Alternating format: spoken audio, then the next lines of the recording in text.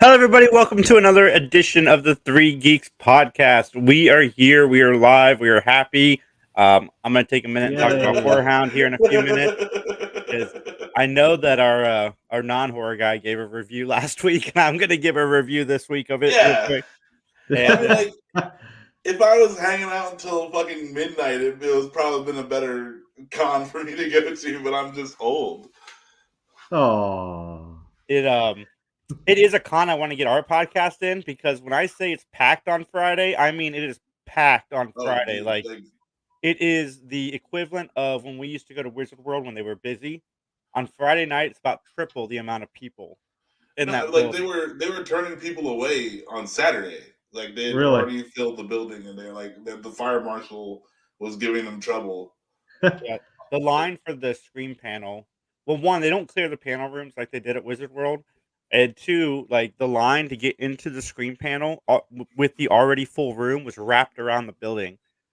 Yeah, but And that building is kind of small for what they're doing there. Like they pretty much took over like the whole freaking convention center, and it was not enough.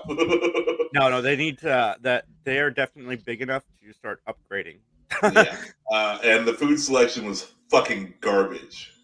Yeah, I agree with you on that. They did Isn't have it a good usually pulled though? pork at But like conventions. when you only have like hot dogs and what There was the other pulled pork. option? Pulled Huh? pork. Yeah, no, that was not pulled pork. That was Yeah, some crock pot pork. That was some Okay. bullshit. a sloppy If they Joe pull with a it different later, sauce isn't there. Yeah, let's not get carried away here. It was scary.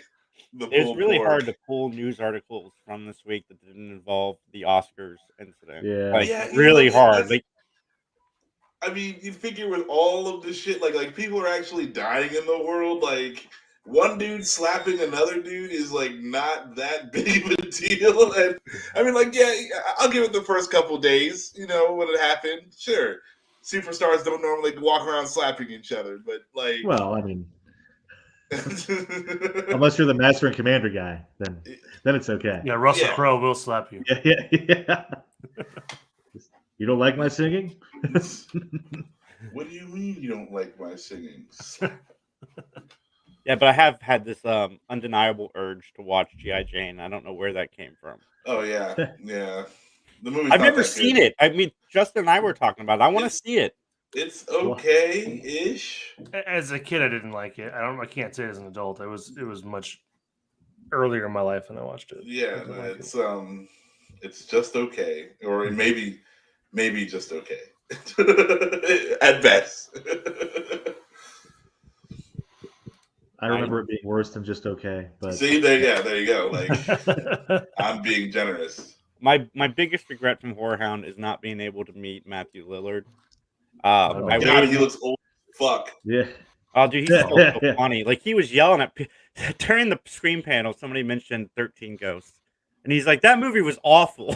He's like, "The movie wasn't good at all." And the guy's like, "I like it." And he's like, "I'm glad you like it, but it's awful." The movie is awful. It's Well- fucking stupid.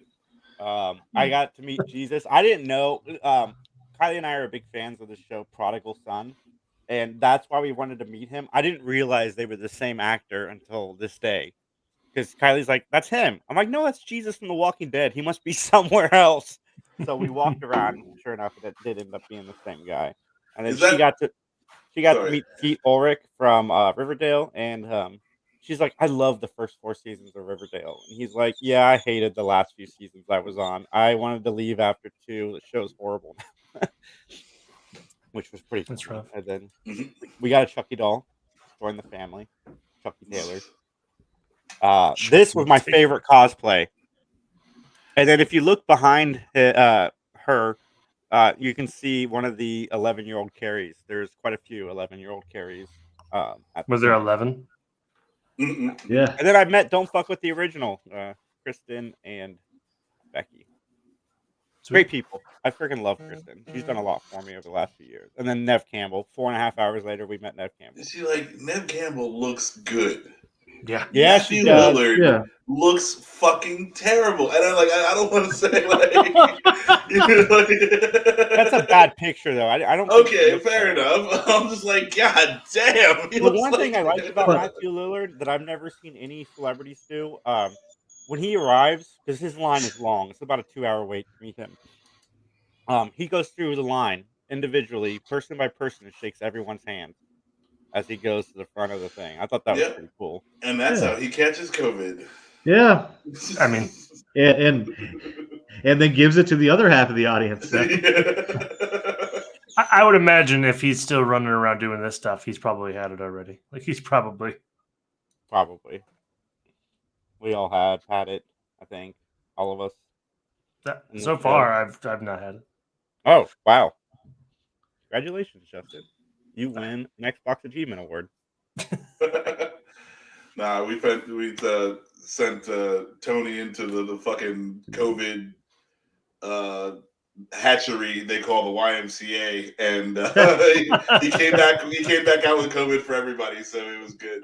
Yeah, COVID for everybody. It's a nice carrying case. He carried his little like pumpkin, and then came out with a bunch of COVID, filled it up, gave out, dispersed it amongst the people. You get a COVID, and you get a COVID. Yeah, he was full on Oprah with that shit. It comes in the little like Rather can, car. like the Spaceballs Perrier. Like you. I want to take a moment and talk about some sad news. We lost Estelle Harris, who was known as playing George's mom. I loved her. Yeah. She Seinfeld, is and funny. also she was Mrs. Potato Head in the Toy Story franchise. Yes, Yeah. And that sucks. I love this woman so much when she popped up in the thing. So I just want to take a minute and just say that I hope that she rests in peace and Just she like leaves pop up behind a into a legacy. toaster somewhere. Yeah, or yeah. pop up into- Yes, I love that She movie. She might be a ghost now, so she could just jump it, Yeah, there you wherever go. she wanted. She did a lot of voiceover stuff. Perfect comedic timing. Yeah. She has a great voice for voice acting. I mean, Yeah, obviously, she did a Toy lot Story. of it too. Yeah. So rest in peace. Anybody else want to say anything? I think you nailed it. Yeah, No, we're good. Good job, Jason. Thank you. Excellent eulogizing, sir. Yes. You're googly. So Tony came over and we watched the Halo show, where he only let me watch half of it because the show does not really follow the Halo lore very well. And he's like, Halo lore, you gotta throw that in there. Well, he's like, I'm done. I don't want to watch this anymore. It's stupid. I liked it. Like, I'm watching it as somebody who doesn't know anything about Halo. I'm like, this is good sci-fi. Like, I like this. And then I was out with Dan yesterday, and Dan's really the first person I think I talked about this, but Dan also had similar feelings for Halo. well, here's the thing. Okay, one, it's kind of a prequel because it starts before Reach and all that. Two, people's main complaint seems to be that Master Chief took his helmet off, but he's a soldier.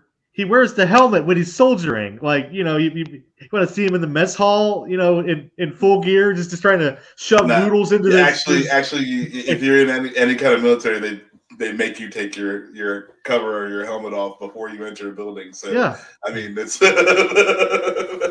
I mean, it makes sense, and it's like it's not like the video game. In the games, you only see him blowing shit up, which I admit is fun. But he can't always wear the fun thing. I mean, Yeah. That would not be good for anyone's sense of smell or no, it wouldn't. My Especially only his gripe, own. and it's very minor. It's not really even a gripe, but every time I look away from the screen, his voice sounds so much like Pedro Pascal from Mandalorian that I had to keep doing double takes of what show am I watching right now? Like, did it flip to something I like? Yeah, I like the show so far. I'm not saying I think it's great or even good yet because it's only 2 episodes in. Yeah, but I mean, give it a chance, peeps. Come on. Yeah, it's not bad. Again, I had zero expectations going into it, but yeah, me too. Like, but it seems okay. The aliens are well done. I kind of dig the weird mouths. They go and it's fun. I don't know why they have a human person over there, but whatever. Just to make things. It's actually he was an affirmative action hire. Yeah. Diversity hire. Oh, just a speaking Rooney of that, Rule. have you guys seen all the controversy about the Amazon Lord of the Rings series? No, what? We talked about that. No, dude. There are like people on the internet like that one British dude that ran for Congress, the YouTuber, or not Congress, but Parliament. He jumped on there. Yeah, British Congress. Like he's a representative from the Liverpool state. No, like he went on this like hour-long diatribe about how only Americans, because we are inherently racist, would try to push black people into stories that they don't belong. And it's like I tried to wrap my head around this for a while. Why don't they belong, sir? Well, because it's a purely British thing, and they're not racist, so they shouldn't have to deal with it. No, I guess is his point. There's no black British people, sir. Apparently not. Not when Tolkien wrote the book, anyway. All right, I'll go tell. There are no black elves, apparently. I'll go tell Yes. F1 superstar Lewis Hamilton that he's not black. He's either not black. Yeah, or yeah, not yeah. You get to pick one. You can't be both. One of the two. There you go. but yeah, that's apparently a thing, and I got sucked down in that rabbit hole for a while, just trying to make sense of it. But yeah, it's just like apparently it's inherently bad. I see. Like that's why I got mad props for Bridgerton. Like I'm not like a fancy people fan. Yeah, I don't really like the show, but at least they just like stopped giving a fuck about the nationality of people. And it's like, hey, we want good actors and actresses to play these parts. Like that's what we need. So, yeah, if the person nails the role, who cares what they look like? Right. Yeah. It's just fucking. And I decided that my stance on that, because it seems to be only like British purists for Tolkien's work. It's like, then why don't you raise the money and make the series? Oh, you can't because you don't have Hollywood. Sorry, buddy. Like, is this person is our affirmative action hire detracting from the movie? Like, okay, like let's say, okay, we're gonna call it what it is. Like, we only hired him because we needed a black guy. Now, is he taking away from the? Did he rob some other person of the part? Like, was fucking Daniel Day-Lewis standing right there and they're like, nope, we gotta hire Leroy from fucking West Compton because he's here. We hired LeVar Burton because he read the book. No, it's actually a black dwarf lady. That's it? And they're There's they're one just black losing person their in this shit, thing, apparently. I mean, there's an elf dude too, but I mean, you saw in the trailer. Excuse me, your racism is showing. You got a little bit right there. Yeah. You mean a show about British, magical rings? They don't have do black people? Well, since there were no black people in the original filming the Lord of the Rings, then obviously you can't have black people now. Well, like, I think it's why more would the you do book. that? I think he had a whole genealogy. Yeah. That's what they're pissed about. Is like he doesn't make mention to other races. But it doesn't. He doesn't mention they're not either. Yeah, like, agreed. Just kind of like. They're just people. They're just there. And I mean, I don't a understand different why, shade of human or whatever. why my fucking representation of this mythical, non-existent race of people matters. Like, what is going on, dude? Chill the fuck out. You get three paragraphs on the color of the Hobbit. It's like kind of pale, but not that pale. Don't go full Golem yet. Oh my goodness! Like, and these guys are definitely green. Have you seen orcs? Get over it, man. Like Appendix 26 is a color wheel. Oh god!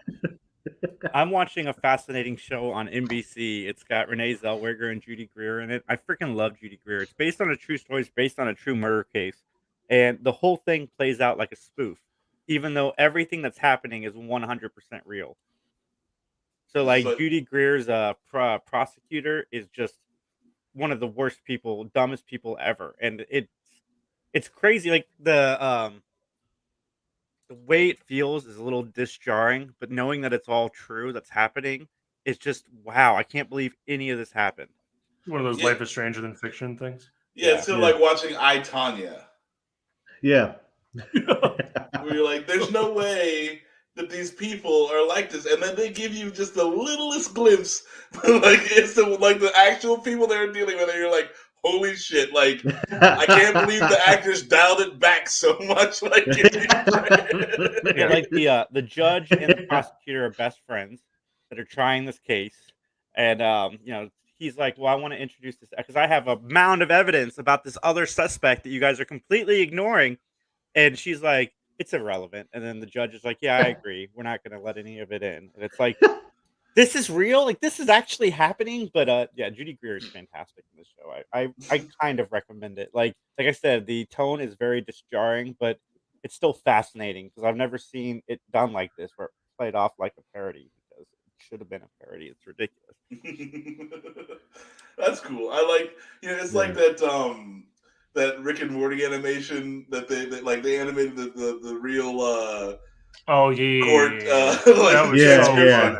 and then they just like Rick and Morty did the voices, and Yeah. yeah, you're just like, holy shit, like this would totally work in Rick and Morty as like by itself if Yeah. somebody Yeah, wrote this, yeah. but it's just real life that they're like, holy crap, like we gotta do something like that. That's And you'd never that's believe fun. it. Right. Like that's just No, Yeah. that's a lot of fun. I might have to check that out. I think I'll dig that on a lot of levels. Mike, tell us about the new Judd Apatow show because I don't think you've Yeah. said anything on today's show yet. Well, I don't want to annoy people with my whoosh. Woo. With my whoosh. Yeah, I watched The Bubble last night. Whatever. I was actually kind of hoping this is going to be good. I like a lot of the people involved. It sucks. Everyone involved is trying to make it funny, but they can't make it funny because it just sucks. Karen Gillan and Pedro Pascal are probably the best performances in the movie, but it still sucks. And it's way too long. Like I about an hour in, I'm like, this feels like it should be over now, but it's not. It goes on Judd for another Apatow for hour. you though. That's like my biggest complaint about Judd Apatow. Even though I like most of his movies, they all feel long. Like even It's- 40-Year-Old Virgin Yeah. feels long. It's Yes. it's so, and I've liked like two Apatow directed movies. Like he's produced some better stuff. Like people who have had him as the producer have made better things than he actually has. I feel like I've liked two of his movies that he's actually directed. But this was just, I don't know. It's about this.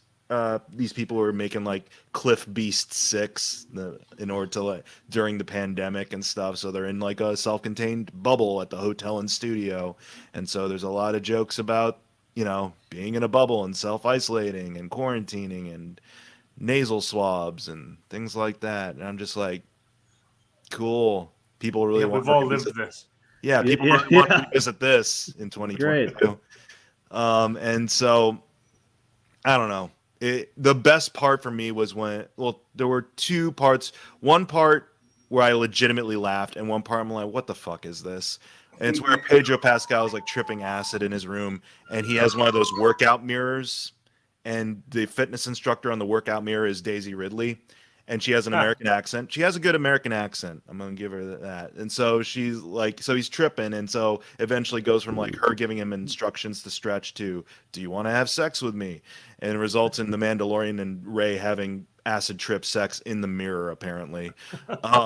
And then the second one that happens is when they're all in Pedro Pascal's room and they're all just snorting coke and doing a shit ton of drugs, and they end up like hallucinating other celebrities' faces on their own. So like Benedict Cumberbatch is deep faked onto David Duchovny's face or something like that. I don't know, but yeah, those were the 2 points where I was mildly interested in what was going on. The rest of the time I was messaging you all, and I wishing think- that it was done. I think Mike sold me on the movie. I It was think a I'm weird gonna like check it assistant out. director or something. Like it was like some weird random British guy. It wasn't any of the main stars that they deep faked. Oh yeah, that's right. It was the squirrely British assistant. Yeah.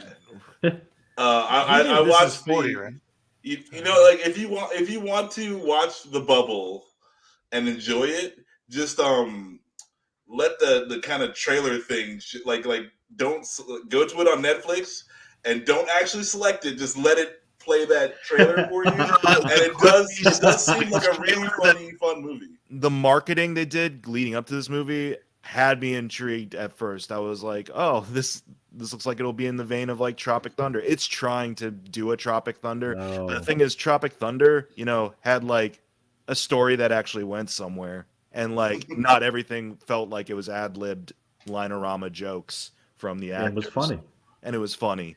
So yeah, I don't recommend this. I don't recommend The Bubble. Fuck The Bubble. Anyway, I watched TX 1138 though for the first time ever. Yeah, there you go. And that shit is awesome. So I have not seen that. I've wanted to see that. I have not seen it. I didn't realize I've never heard of you hadn't seen it yet before you.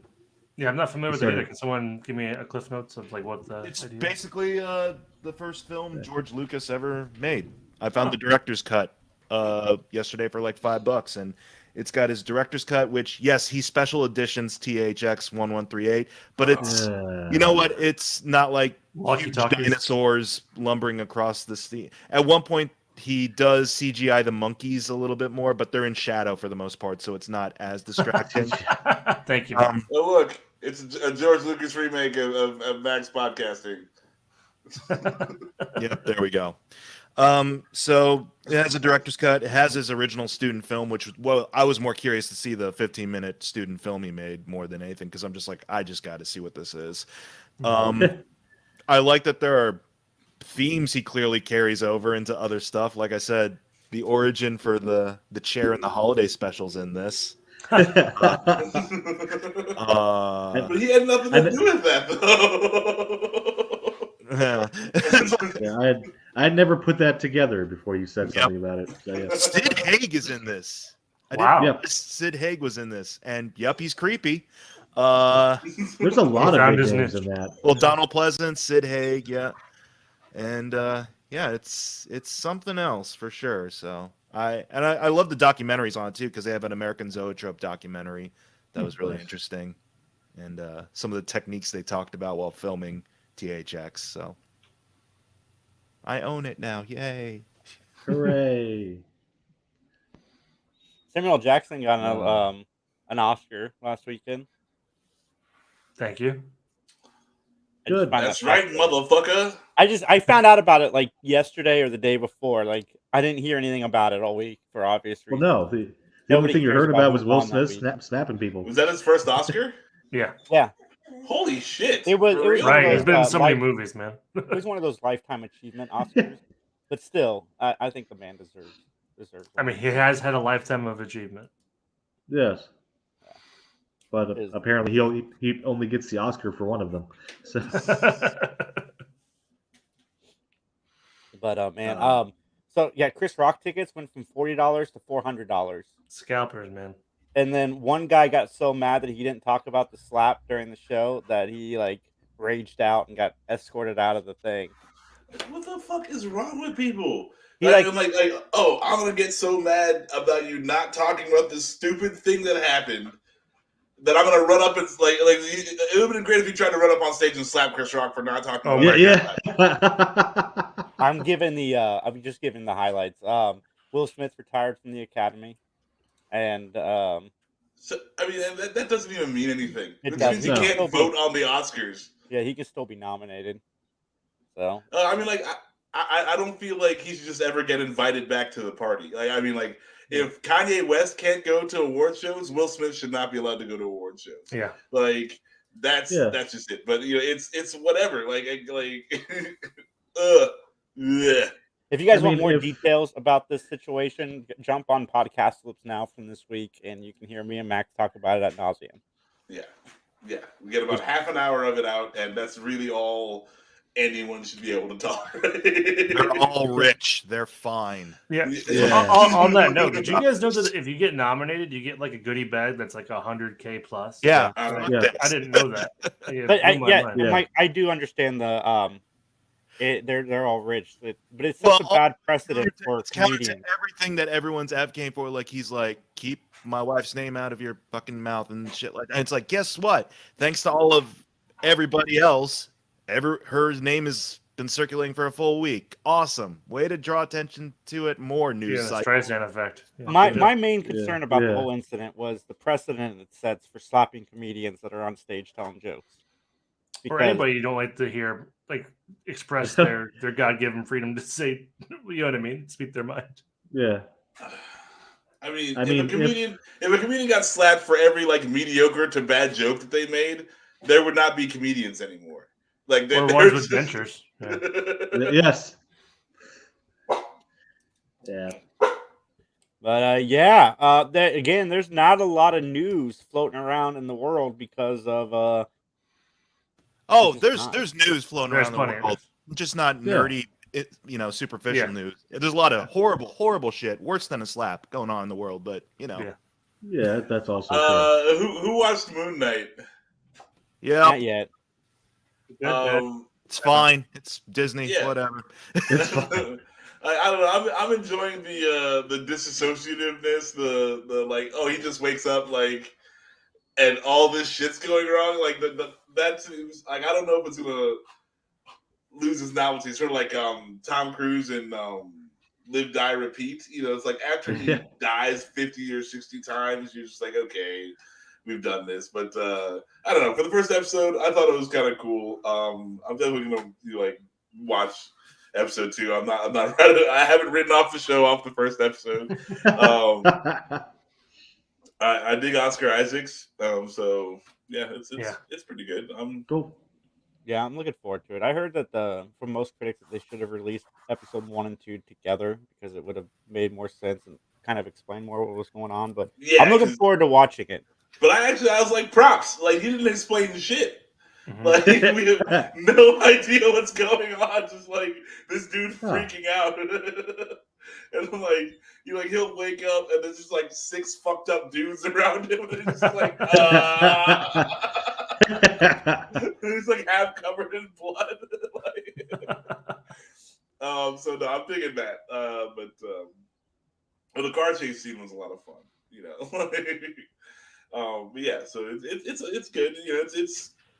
I will say it is such a relief to have one of these Disney Plus shows that doesn't have to talk about the Avengers or anything else. Like I didn't hear one other name drop having to do with Endgame or the Avengers or anything else. It was just like, Just a thank show. you. Yeah. Thank you for just being a show on your own. Like that was the thing that I noticed. I'm like, oh, cool. They didn't have to reference anything else. Thank Yeah, you. but this is also the Yes. first show that's not directly connected to an Avenger because everything else has been directly with the other characters. So Or in New York. yeah.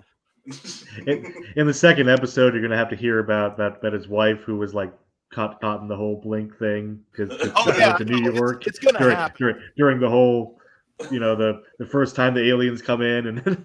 Oh, it's gonna happen. They're gonna be like, "You're just like Black Panther, except you wear white." I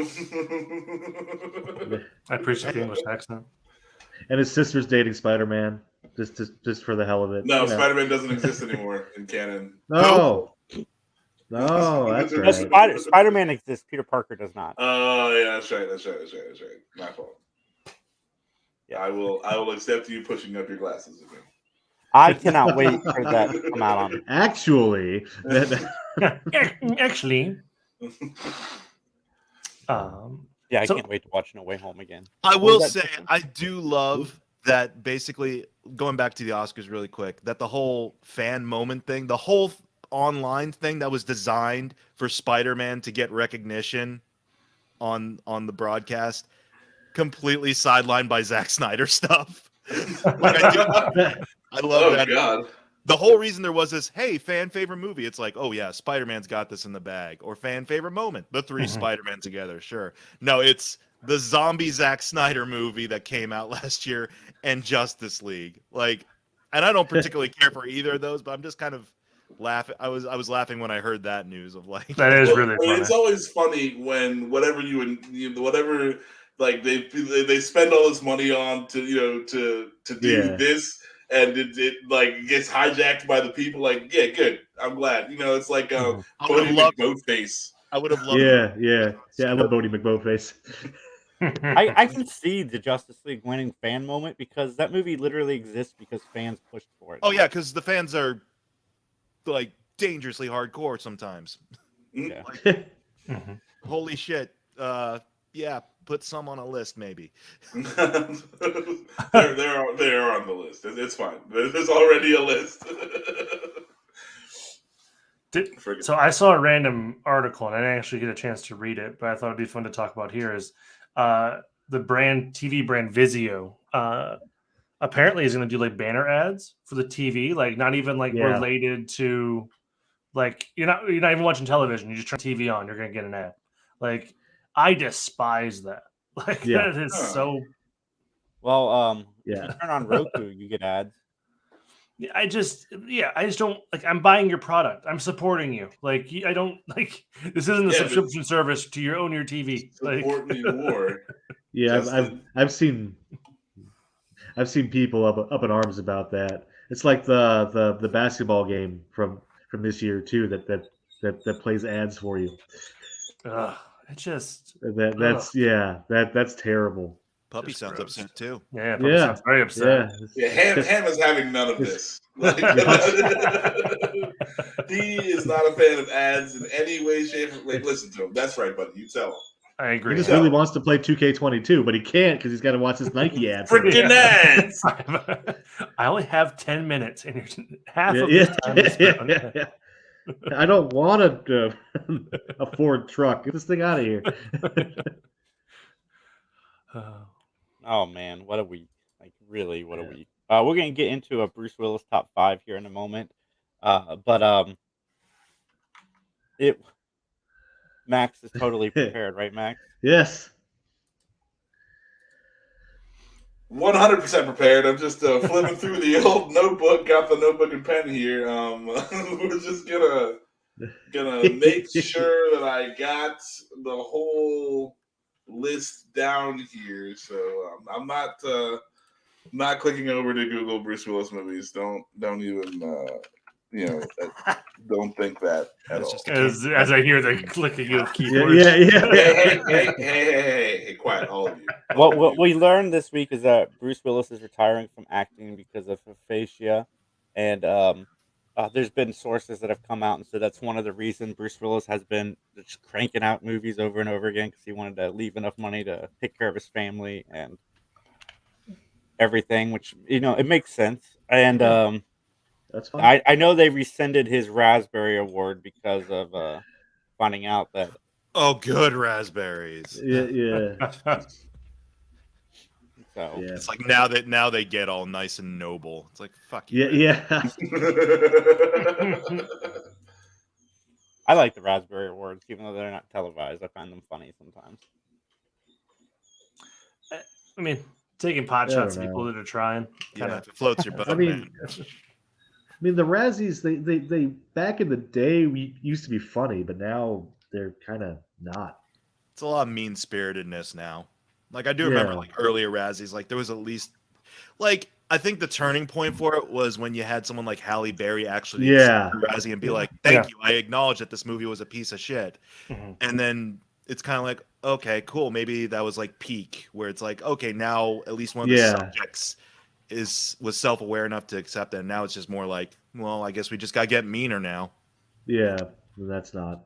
Yeah. If everyone can laugh about it, I think it's a great time. If they can't, it makes it a little bit worse, right? It doesn't make it less fun entirely. And when it's done in like a spoofy manner, it's fun. Yeah, now it's like it's more of a like anti-Hollywood, angry people. Yeah, but Hollywood people suck. I mean, it's a double-edged sword, though. I mean, like, do you become the people that you despise because of your stupid ass award show? Like, yeah, yes, that is true.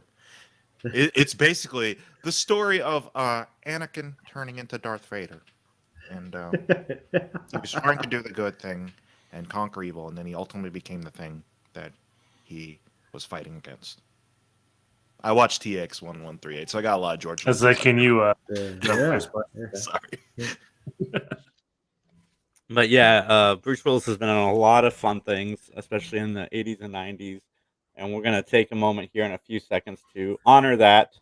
I'm stalling for a few minutes because Tim's going to be joining us. I told him we were doing this at 1, so he'll be joining us sometime between now and 1 o'clock. Stall for 25 minutes? Yeah. What else can we talk about? Is my Voosh still there? Is what? Is the Voosh still there? No, I don't. I've never heard it. Oh, you're good. I got Dan over in the window next to me, being like, "I can hear your Voosh as clear as day." Yes, your Voosh is still there, but I don't think anybody else notices. It's fine. They're Voosh unaware of the Voosh. Okay. Yes. I'm ignorant of the Voosh. Yeah, Justin, you came in late. There was a whole thing about Voosh. Yeah. Yes. I finished Our Flag Means Death. Do you still like it? Season. Yeah. Now I'm sad, and I want more of it. That's me every time I catch up on a show. I'm like, damn it! It just ends on a bummer, kind of. And Max, you're muted. So he's yelling at his dog. Oh, yeah, okay. yeah, totally. I'm not doing the list right now. I'm definitely yelling at the dog. I'm used to seeing Max's mouth move and then he's yelling at me. So I just figured it's a good time to yell at. Dan had a disassociative state right there. Like, wait a minute. Yeah, I didn't know what to do. I see your mouth going, but I'm not hearing anything. It's just one of the filters. Yeah. Don't mind me screaming at the dog again. I'm not okay. on the list right now. I'm totally not filling out a top 5 list. Totally not. No, I forgot what I was even fucking saying, but I wasn't being heard. Just as an FYI, I mean, it was an okay movie. Death in the Nile is on Hulu, I think now. I enjoyed it. It's not great, but I liked it. I was gonna watch that today. Yeah, Our Flag Means Death was I don't feel like it's a bummer. It is a precarious situation, but I feel like the bummer would have been if they weren't all together. Yeah. So, but spoilers, he throws the scribe overboard. I was like, oh. Yeah, but he just climbed back on. Yeah, I mean, I guess, but he acts like he killed him though. So, Max, Young Justice came back last week. What? Was that surprise? And I almost vomited. Yes. How did I miss this? Surprise. I mean, they're really quiet about it, but 3 episodes. It's a lot of Aquaman stuff. Blackwood. Yeah. I'm down for Blackwood. Yeah.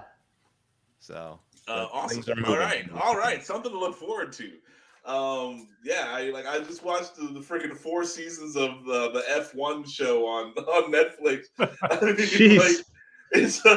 it's good. It kind of has it's sort of like wrestling in that the drivers and they have this driver doesn't like that driver and teammates are going up against each other. So it's a lot of drama and it's very interesting. But also I'm just like, I watched 4 seasons of this. But all right, freaking Young Justice. I love that show. I feel like when they came back, they weren't as strong as they were before. Yeah. But maybe they're finding their stride again.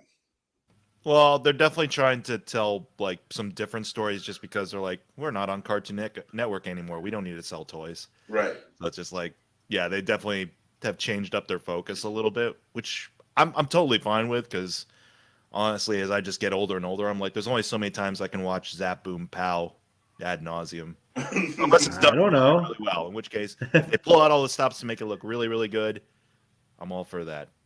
I dug the magic arc that they left off on from last time where it was Zatanna and her magic crew versus what's his name, the witch boy, and Damien. Yeah. the other demon Damien. child that like came over and basically like almost blew up the earth. Yeah. And Phantom Stranger was there, and it was great. I know what show Mike's been looking forward to that just dropped on Netflix called "Is This Cake?" And it's like a reality show. Why me? Because you love cake, Mike. We all know this. Never expressed any No, opinion on is it or isn't a cake in the past. yes, you have. He just wanders around everywhere and he picks stuff up and he's like, "Is this cake?" Random things. I know Cake. You guys think that's a show? Years ago, like, is this cake? I was kind of like, okay, that's cute. I'm over it now. I haven't thought about is this cake in a long time. Yeah, I know. I brought it up because you were like very angry about it back in the day, and now it's a game show on Netflix for you, Mike. Yeah, you guys think that's a skull right there on in Mike's background, but that's actually cake. That's cake. It's cake. Oh, that's it's really starting to smell. I saw the trailer for it last night when I was opening up Netflix, and it's just like, yeah. Okay, so 3 judges stand there and try to determine if an object is or is not cake. Is that the game show? Can they poke it? Shoe? Whatever. Welcome to the show, Tim. We've been stalling for you. We're gonna talk. Oh boy. Top 5 Bruce Willis movies, everybody, or our favorite Bruce Willis movies to watch. And I'm excited to get into this with all of you guys and really get in depth. I'm really liking these top 5s. I mean, we're not going to do them forever, but I think we're going to make April a month of top 5 because we've got some fun ones that I kind of want to do. Next week, we're going to hopefully have Chris Candy on to discuss his top 5 80s comedies with us, and it'll be a lot of fun. But my number 5 Bruce Willis movie is Death Becomes Her. I haven't seen it in a little while, but I remember this movie is great. Meryl Streep's in it, and what these women will go to stay young is just ridiculous. It's true. So Death Becomes Her is my number 5. I remember being really creeped out by that movie when I watched it. Yeah, I mean, heads were spinning, the whole thing, right? Like, there's you couldn't die. Like when the one like gets a hole shot at her or punched in her, I saw it when I was a kid, and yeah, like I don't know, it really creeped me out. Like I've never watched it again. But my number 5 goes to Sin City for Bruce Willis. Nice. That's a gap in my filmography, Sin City. Yeah, it's. I mean, I liked it. I like how they pretty much stayed true to the comic as much as they could, and I thought Bruce Willis did an all right job in a story that I already liked before Bruce Willis did.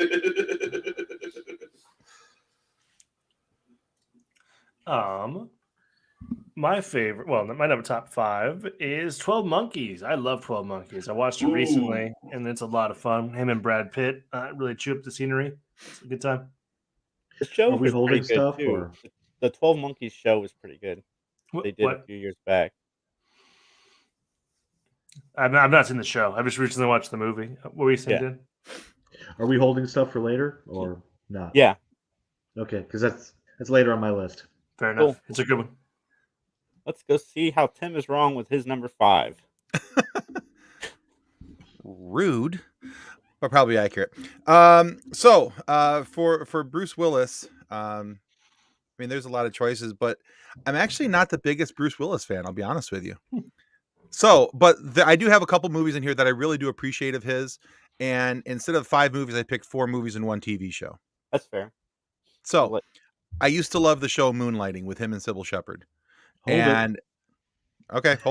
Yeah, Tim, that was the wrong answer. The correct TV show for Bruce Willis is Bruno the Kid, the animated show from 1996 and 1997. That's pretty entertaining too. So just you can change your list now if you like. No, I'm good. I'm gonna hold on to my wrongness. You're gonna own it. Okay, that's I respect that. Just own it. Yeah, I've gotten comfortable in embracing my wrongness at this point in my life. So I almost went with Bruce Willis on Friends, but I did not because I thought he was really funny on that run. Yeah. Mm-hmm. I have a lot of holds this, I bet. Go ahead. I purposefully left Die Hard off of my list just because I'm like, yeah, it's a given. So just imagine Die Hard is the pearly gates on the stairway to heaven. So number 5 for me was Bandits. I really like Bandits with Billy Bob Thornton and Kate Blanchett. Like the three of them had like really good chemistry together. And yeah, it was a little bit more. It had plenty of like action thriller stuff, but also a lot of like humor that worked for me, and especially the sort of sibling-ish rivalry between Billy Bob and Bruce Willis worked really well for me there. So yeah, Bandits. Nice. Dan. And my number 5 is Moonlighting, as well as Tim's, because I may be one of the only people here old enough to remember watching it, but it was a good, happy drama, somewhat romantic show, and it deserves to be there. I mean that's what shot Bruce Willis up to where he is. The sarcasm. Yeah. Between him and Sybil Shepherd, the snarkiness, the quips back and forth.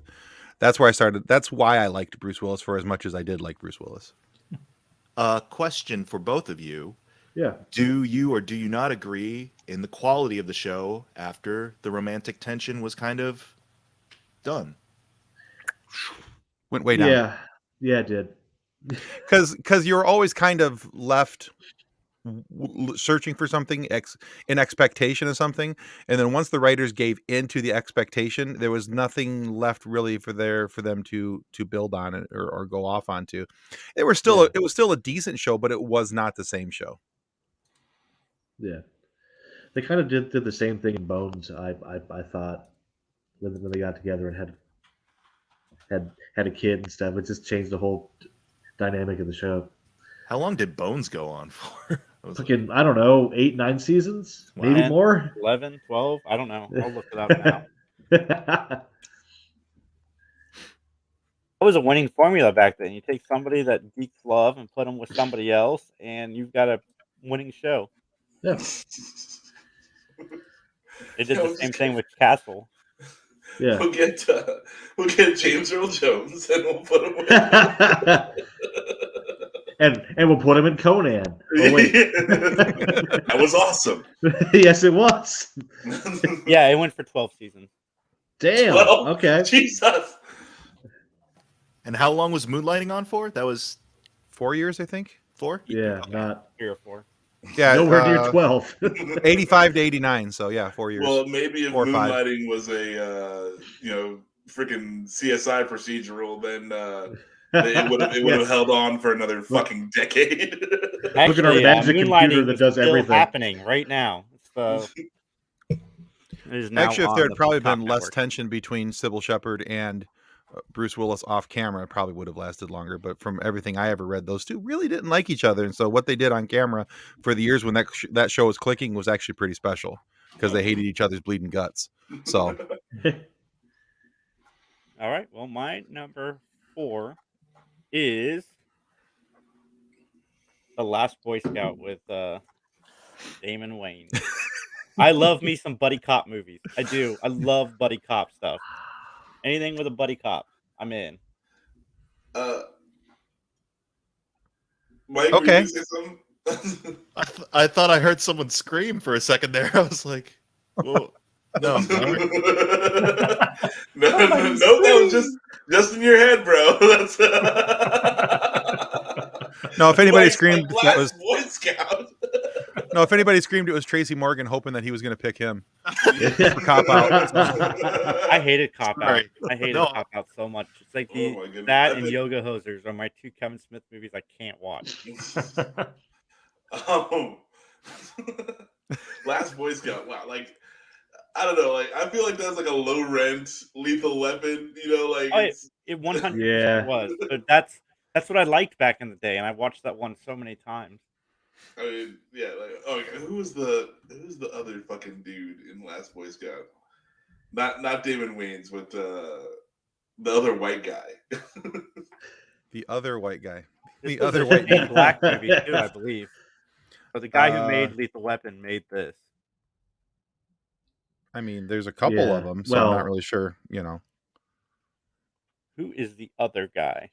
I'm looking Let's it up see. right There's Bruce McGill, who played Mike Matthews. Frank Collison, who played Pablo. Noble Willingham. Any of those ringing a bell for you? Are any of those the other white meat? Oh, Bruce McGill always plays a bad guy in these things. Yeah, he does. Yeah. Hold on, I'm gonna Let's share my see. screen. so Show Max can more. see. Yeah, it's probably best. Yeah, that's what I thought. I mean, I could hold up my iPad and show the screen. There it but, is. Dick Butt Kiss. Oh, the Bears coach? yeah. No, I'm Wow. remembering this. I'm remembering this movie wrong. I thought, no, like yeah, the guy is like I'm thinking of is not That here. was not what I thought you were I'm going looking to at the say. cast and I'm remembering this movie entirely wrong. This movie Oh, does Dick have Buck. Halle Berry and Danielle Harris. Danielle Oh, Harris is God. a horror royalty. Old Dip Buckus. Old Dick Buck. Max says it's a epiphany, and it's like, I don't remember this at all. No, yeah, Where I'm am just I? wrong. You know, like that's okay. I'm just wrong. Don't mind me. But yeah, Dick Buckus really sold this movie for me. He's Did out you there watch winning it the on? Bears Super Bowls and then last Boy Scout? Was he part of the commercials? You know, when you watch it on TV or something, he just like rolled it all together. Oh boy. Maybe I don't even know what I'm thinking of right now. Now I'm trying to figure out what movie that I'm thinking of. I don't know, but I can't wait to figure out what it is. Ace Ventura. We'll get back to you with what fucking movie this is. Because right now I've got a list that I didn't just make, and I got to do my number 4. This list has been brought to you by Blacksmith's Prime's Insanity. Oh, so many good things brought to you by Blacksmith's Prime's Insanity. Number 4, I am going to say Looper, because that movie I was so surprised that I liked. Save. Oh, you actually talk about it. Go for it. No. We'll save it. Pass it to Jensen. I haven't seen it yet. I want to see it. I need to see it. I'll be very surprised if this isn't a hold too, but The Fifth Element. I love Save. The Fifth Element. Save. Yes. I mean, we're gonna have this all day. I mean, Bruce Willis had like 10 good movies. It's gonna be like, what's your number 3? We're just gonna save it to the end. Just go for it. That's why I chose movies I chose, because nobody's gonna mention them except for maybe one. All right, Tim, what's your number 4? The whole 9 yards. Okay, that's honorable that's a mention. good one.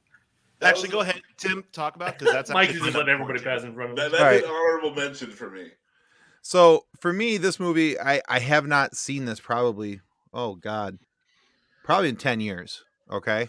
So specifics about the movie, I am going to be horribly vague on. I do remember liking the fact that Matthew Perry was in it. I'm a big Matthew Perry fan. Even outside of Friends and other things, like I loved him on Studio 60. I loved him on a variety of other shows that Matthew Perry's been on. Dude, Tim, he was really good as a bad guy on The Good Wife. Yeah. But this is also the show where I got to know who Amanda Peet was, and I kind of liked her. Anyway, and if my wife is listening, hi honey, love you.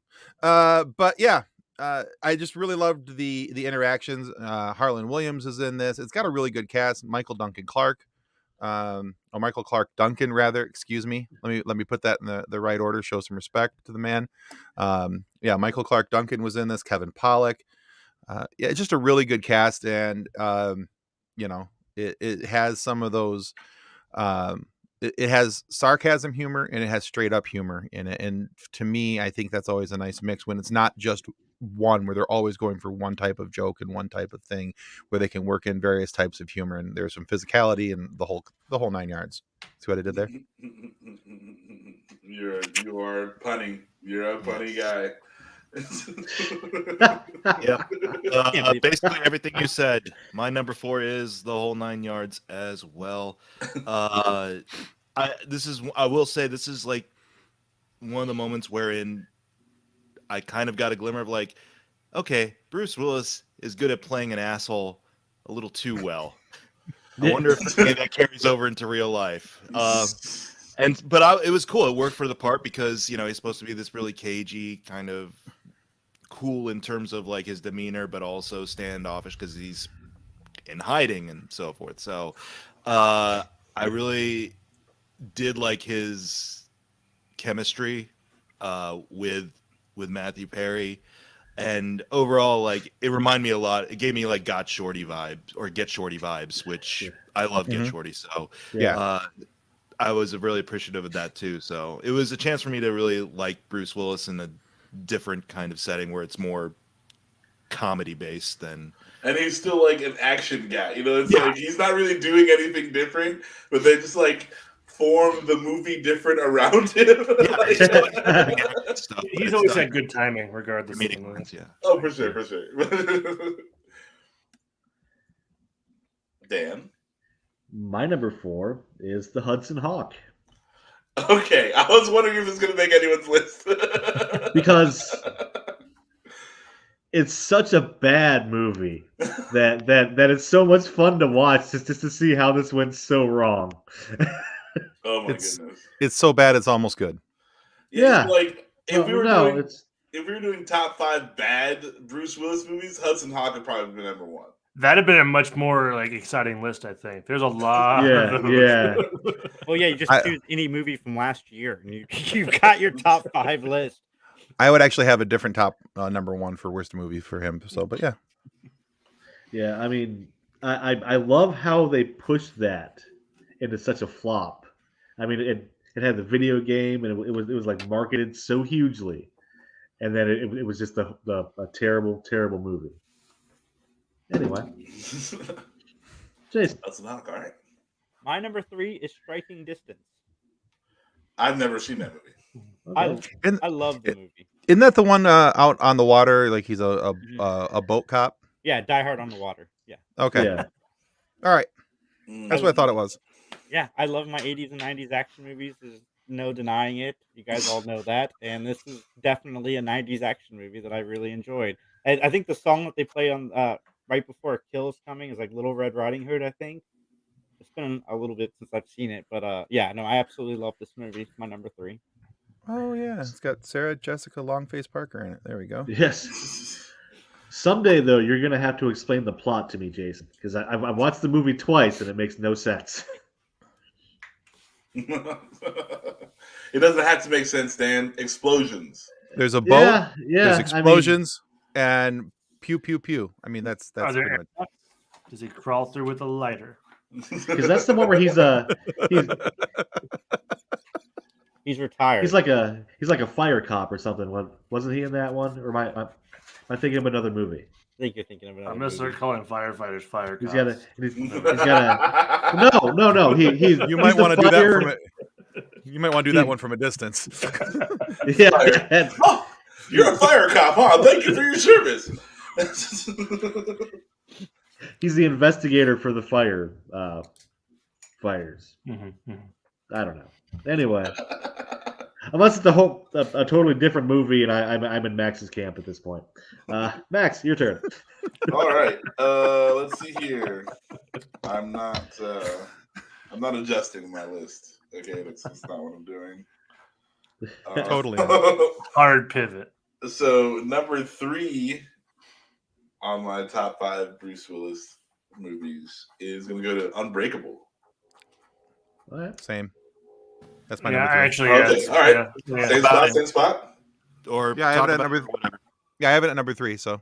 Okay, no, that's cool. Yes, let's discuss. This is just like one of those times where I saw Bruce Willis doing a little bit of something else where, it's like he's got to kind of play this guy who's not the full on like, hey, I'm a dick action guy. He's trying to be a good father. He's trying to be, like a husband or ex-husband. They don't know where they're at with that, and then the movie just it takes its Salam Alaikum twist, and we we get it turns out it's a fucking superhero movie, so I'm 100% down for this one. Mhm. The thing I think I actually like most about the movie is not Bruce Willis. I actually really enjoyed trying to figure out who the heck Samuel L. Jackson was, what was going on with him. Because honestly, I think it took me a couple watches really to understand or try to understand the movie as to what was happening and why. Because it's an M. Night Shyamalan movie, and so he likes to try and throw twists and changes in the movie, especially towards the end, like he did with The Village and a couple other movies like that. We're gonna completely ignore Lady in the Water and anything he made after that. But whoa! He's made a few good movies after that. Glass, Avatar, get the fuck out of okay. here. Anything that is not in the Unbreakable franchise does not count. So Glass, the Visit, that's a good movie. That's the one good movie after that. Yeah. Okay. Well, you know what? I'll take your word for it. I haven't watched it, so we will agree to disagree. We will agree because I passed on that one because but anyway, for me it was trying to figure out who this guy was and then watching it as it developed into Glass and Split and what else was going on. It's kind of a cool chain of movies, and I really like how this one sets up the others, and then trying to figure out, again, goes back to Samuel L. Jackson for me more than anything, trying to figure out again who the heck he is, what was going on, and why he was central to the movie. My favorite part of the movie is when Samuel L. Jackson's dejected and the guy's like trying to push him out of the comic book store and he keeps on like turning his wheels so he like rams into things. I don't know why I love it, but just like petulant Samuel L. Jackson in a wheelchair it wins it for me. Oscar winner Samuel L. Jackson. Oscar award-winning actor Samuel L. Jackson. Motherfucker. Yeah, Samuel L. Jackson sells that movie for me. Mike, number 3, or is that your number 3? It was my number 3 too. So you guys covered it. So yeah, Mike for sure. Do you have nothing to say, Justin? No, they covered it. It's all good. All right. Well, I'm going to talk about it later. My number 3 is Pulp Fiction, actually. Yes. Ooh. All right, that's my number 2. Let's hear it. Let's do it right now. Do it right now? Okay. Yeah. Even though he's only in a segment of the movie, he owns that segment of the movie quite a bit. And I really he's still got that sort of everyman thing, even though he's like a championship boxer and so forth. Definitely you feel for his plight a little bit and the growing anxiety that grows around trying to get out of Dodge with his girlfriend and all the complex twists and turns that takes. The Watch. He handles that pretty well. So that's all I gotta say. I love Pulp Fiction as a movie, and while Bruce Willis isn't the best part of it, he is in it, and I get to count it. So that's for sure. I think Pulp Fiction is just so good that you can't not have it on this list. Mm-hmm. Just the scene where he goes down in the basement with the shotgun and just like, oh, so good. Like, we're going to get some vengeance. I liked when he was trying to pick which weapon he wanted. It was like very video gamey. It's like, do I take the baseball bat, chainsaw? Nope, samurai katana. Sword. We go katana every time. Yeah, it was real good. So my number 3 is The Bonfire of the Vanities. It's a weird movie, and it's not particularly good, but it tried to take a Tom Wolfe novel and failed to grasp any of like the subtlety of it. And at times it's meant to be kind of a comedy, and at times it's not, but it still is. But it's worth a watch. Just watching Willis and Hanks in it, just trying to act their way out of a paper bag. It's great. What movie is this? With Wait, Willis? they didn't dampen the paper bag for Bruce Willis to act out of? Not really. The Bonfire of the Vanities. That flopped pretty hard, right? Yeah, dude. That flop, yeah.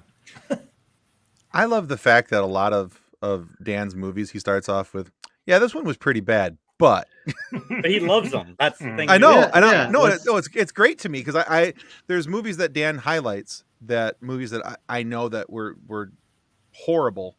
Mm-hmm. And so I didn't go see him, but then there's been a couple, not a lot, but there's been a couple where I've been like, maybe I need to give that one another run. Like, what was the one you mentioned earlier? Oh, Hudson Hawk. I'll probably go watch that again because I haven't seen that in a while, in a long while on purpose.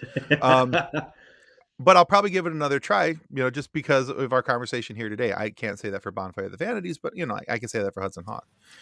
Well, I because just think it's a neat perspective. yeah, definitely. It's one thing if like the movie, sure, you find to be bad, but it's fascinatingly bad or fascinatingly like misdirected or something like that. Sure. So long as it's engaging you. So I mean, if it's engaging you on that level of like trying to see these actors pull something off with it, cool. And then you have movies that are bad and don't do that. It's like when you make a prestige film, but you get it to the editing room and you realize you didn't make a prestige film. That's Shit. That's what this was. Well, we filmed it. Might as well put it out. Exactly. People have spent millions of dollars on this. We have to do something. I'm gonna go home. I was a fan of movies since I was 2, programming the VCR. But like this next one really changed the way I looked at cinema, and that was The Sixth Sense. That's my number one. Yeah. It's the first time I remember sitting in a theater and just getting completely like surprised at the end, and then going back, later and looking for all the clues that built up to it. It's just one of those movies that really stuck with me. Like, wow, this is what a movie can do. And I know it's probably not the best example, but for the time, for me, it was, and it really just like showcased a different side of cinema. And I really like The Sixth Sense, and it's my number 2. Sixth Sense was all right, but I had it ruined for me before I went in, and that sucked. sucks. Yeah, That sucks. I'm like, and that's the weird thing too, because like this is pre-internet, like this is pre-like, or at least I don't know, it was actually pre-internet, but like I was not on the internet, so like it was, you'd figure I would have been able to make it to the fucking movie without hearing the end of it, but no, somebody ruined it for me, and so then I had to ruin it for my little brother. Well, why was it someone in school or Rolls something? downhill. Yeah, someone in school saw it. And It wasn't me, was it? No. No. Jason ran over and he was like, "Look what movies can do. This is the ending." Make sure you catch up to this clue, and this clue. You don't want to miss those. I think I was actually in Puerto Rico when that movie came out, but it sucked. It sucked that I didn't get to. It's like watching The Matrix for the first time when you don't know what The Matrix is about, and right. Yeah, like it takes something away from the movie, like not having that good surprise. Yeah, like I said, I like the story structure and the storytelling. Max, your number 2 was what? I'm gonna have to change gears. We're gonna go Fifth Element. We're gonna talk about Fifth Element now. Okay, Go for it. That's my number 1. So Yeah, me too. Never mind. No, you're good. Talk change about gears it. Again. No, Die Hard. I'm going ahead. I'm good with you talking and about not Fifth number Element. 1. And I'm good with you talking about. Else tried to keep Die Hard off their list so that I'm not competing with anyone for Die Hard right now. Dude, Die Hard. Alan Rickman just like came out his first movie and like hit it out the park. Yeah. Like, everything about Die Hard is fantastic. Good villain. Good, I like that. Like Bruce Willis is running around without shoes for most of the movie, and yeah, like it's. I'll never understand why you had to tell a German dude you first tell him in German to shoot the glass, but he doesn't hear you, so then you repeat it louder in English. Like, what sense does that make? Like he should speak German, but other than that. No, I fucking love Die Hard's just a great movie. This is definitely one of the films that took Bruce Willis way up there to superstar status. But it's a good, fun time in Nakatomi Plaza. It's a great Christmas movie. Die Hard is the reason we got all of the movies we got actiony post Die Hard. Speed, Striking Distance, Under Siege. I like how you throw Striking Distance in there like it was anything. Like that movie. No. No, I'm saying it's a Die Hard. It was a Die Hard clone. That's what I'm saying. Yes, but like you said, Speed. Okay, like a lot of people watch Speed. Nobody watched Striking Distance. I'm using it as an example of movies that it's spawned. That's all. Okay. Die Hard. Fuck Features yeah. everyone's favorite cop, Reginald Val Johnson. That's right. It's kind of interesting, looking through the cast list, you forget how many people were actually in that movie. Yeah. The cast list on Die Hard is immense. I mean, you've got Rickman, Reginald Bell Johnson, Jeremy Irons. There's Justin Long, Samuel L. Jackson, Timothy Oliphant's in it. You're There's going a to couple the whole others. franchise. Yeah. You're saying without the yes. But yeah, Throughout I mean, the that's just whole- that's just to start it off on the first movie. That's just a handful of them. There's more in there and there's a couple people that I didn't know by name, but I knew them by their face. As soon as I saw their face, I'm like, oh yeah, I remember other movies that this guy or this person's been in. So, Yep, Peck. black guy.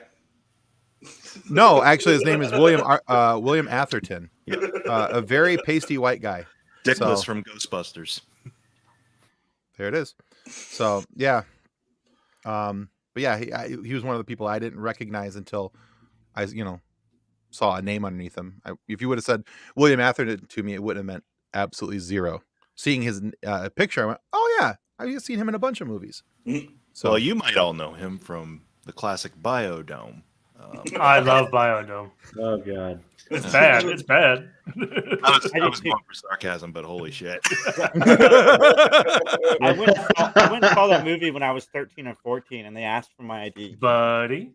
I'm like, this is Oh, PG-13. I've Yeah, never been carded. It's not R. Not No, the before or news not guy. after have I been carded for a PG-13 movie. Yeah, like Jason, I thought like everyone knew your name at the movie theater. Like it shouldn't even. Tam's They're dad- like, I yeah, had to he's go- supposed to be here. I had to go get Tam's dad to help Oh us my get in goodness. because, yeah, For Biodome? for Biodome. Oh, should have stayed I home. was a Pauly Shore fan back in the day. Well, me too, Biodome's but rough to that's- watch now, but like I remember genuinely loving that movie. now I remember the movie that I know him most for. He was in the movie Oscar with Sylvester Stallone.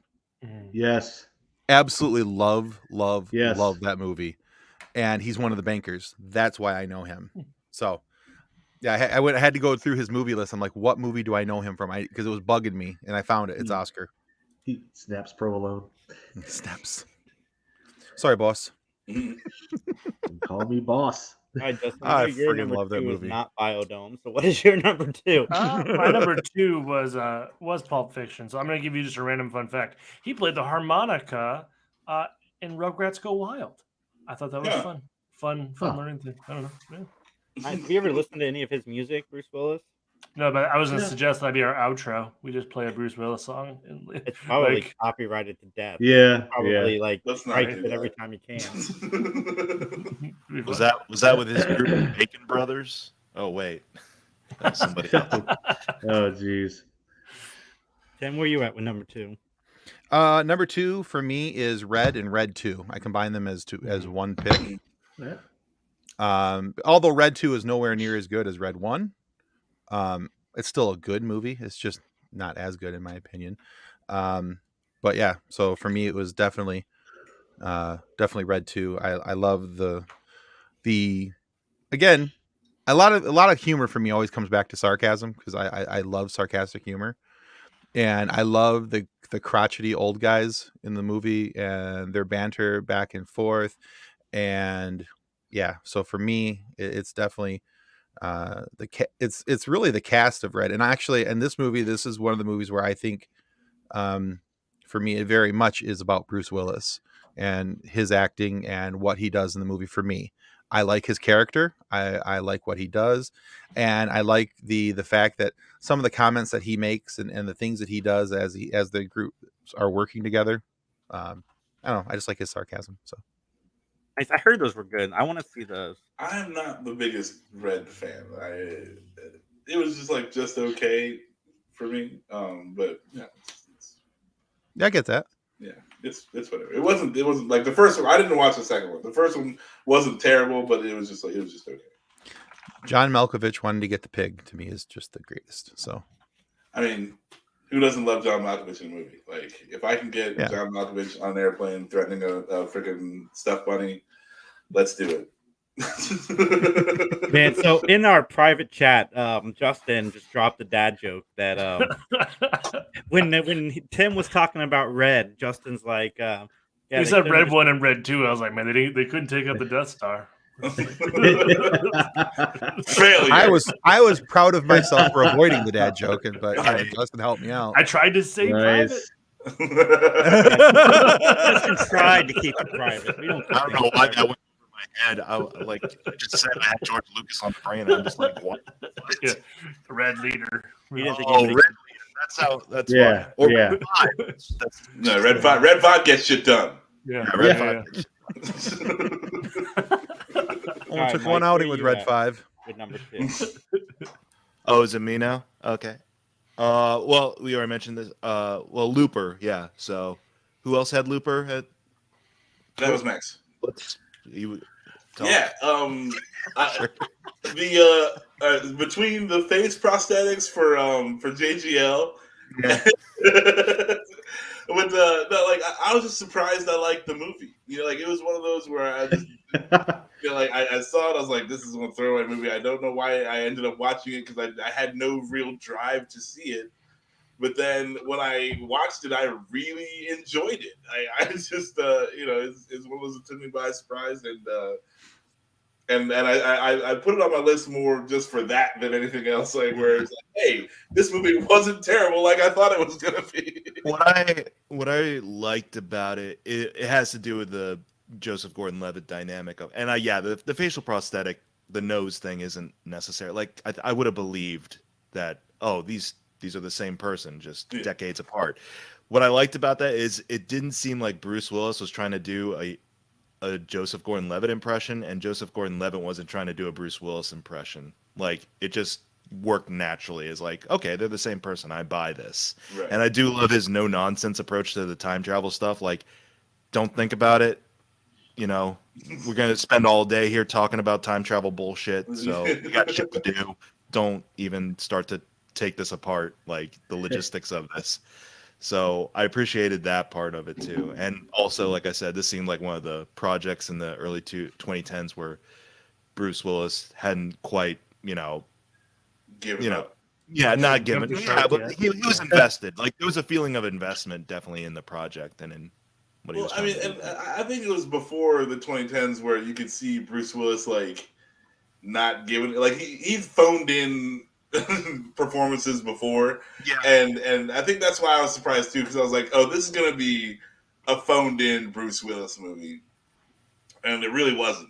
And that's I thought was one of those things. Well, like Jason was mentioning earlier, with like the cavalcade of stuff he's been doing recently, because I mean, for good reason, like it's a paycheck, and he's obviously got things that he wants to handle before he retires, so financially, so of course he's just gonna kind of breeze through these, show up for 2 days of work and that's it, and not really invest too much, which makes sense. And there was this other thing that's going on, but it seemed like there was a genuine kind of drive with stuff like Looper to be like, oh, this is good. This is a good one. I want to dedicate some more to this than I usually do.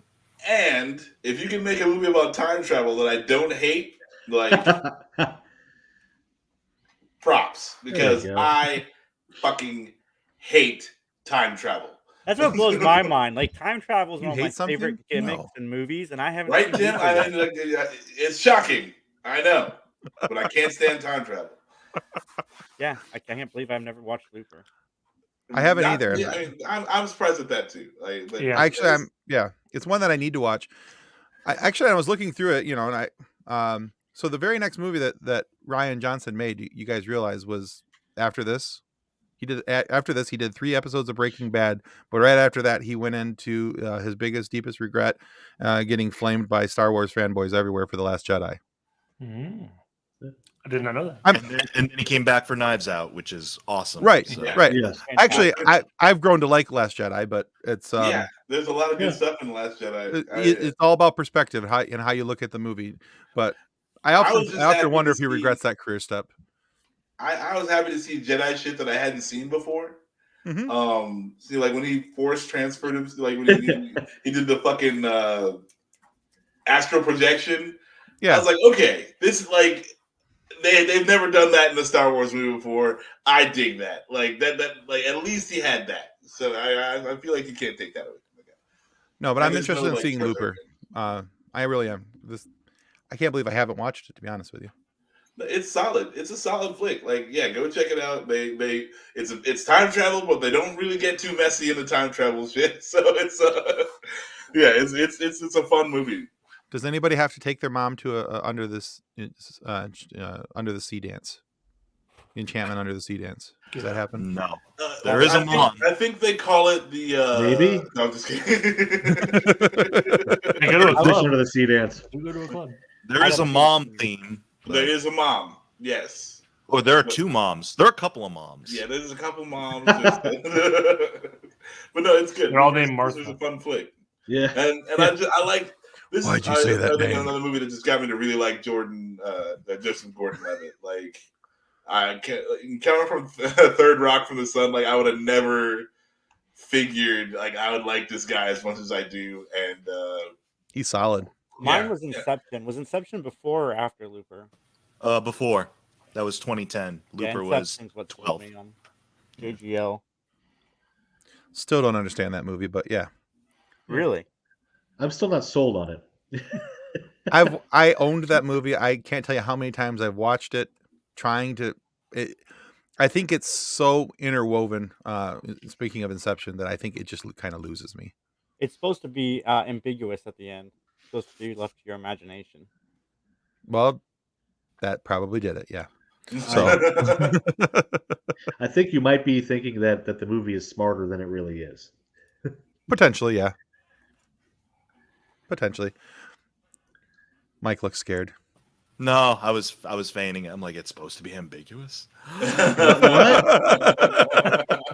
Have y'all ever watched his video of like, here's a story structure for Memento, and then like, Yeah. Yeah. it's just like, what the fuck?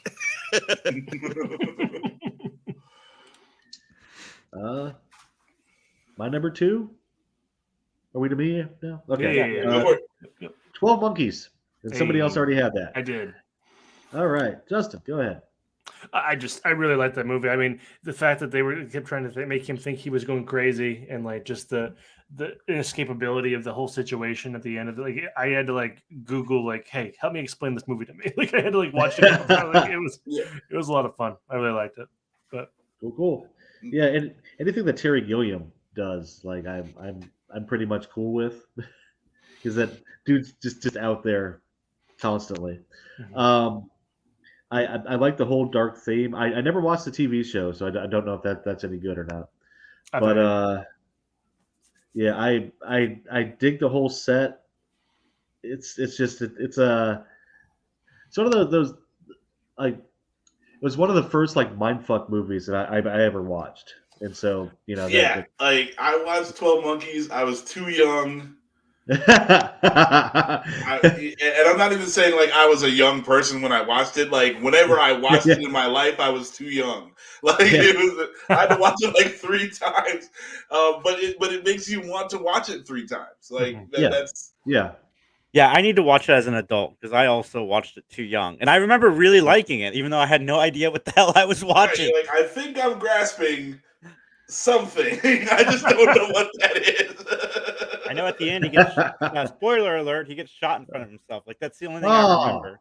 Bruh, that's a big spoiler. Oh. Yeah, hey, cool. It must have been Jason that killed the Sixth Sense for me. I'm remembering. Yeah. Now. See, he just runs over to your place every time he watches like something that he thinks is a great twist, and he's just like, Max, you got to see this. You know what happens? He's like 26 Zach from years. Saved by the he Bell. He had hasn't the seen giant like cordless phone, like the mobile phone with the Yeah. fucking battery thing. He's calling me while he's running to my house. I guess I don't need to go rewatch it. Thanks, Jay. That made that. Yeah, great. He had this feudal anyway. So yeah, it's all. I don't get upset about spoilers stuff like that. No, I don't get upset about spoilers. Yeah. Okay. He goes blank. He just turns Spoilers. the Yeah. video off. My number 1 is Die Hard with a Vengeance. It was the first Die Hard movie I ever saw, and I freaking love it. It's the best, definitely, of the Die Hard sequels, even though Die Hard 2 is pretty good also. But I love this movie. I love the banter between Sam Jackson and Bruce Willis and everything that conspires throughout the movie. And Simon, I like the It was a good villain again. yeah, Yeah. and it was different. Like I've always said, like I want them to get like when they make sequels, I want them to get away from the what makes it successful. And Die Hard 3, they didn't follow the same formula as Die Hard 1 and 2. Yeah. No, yeah, it's a whole different movie. It's like, where Die Hard 1 and 2 are very confined to a small space. They're like running all over New York City this time. Solving clues and riddles and mysteries. Yeah, this though does the thing kind of like what Batman Returns does. Like everyone, like especially myself, I flip out about how fucking crazy Die Hard movies get. Because like he's not human anymore, but I love Die Hard with a Vengeance, even though this is the beginning of him not being a human person. Yeah. Like there's like when he gets shot up through the freaking sewer where he almost drowns, and like it's just a completely and totally ridiculous situation. But he is hungover in the beginning, so I mean, yeah. I relate to that. There is that, but it's like.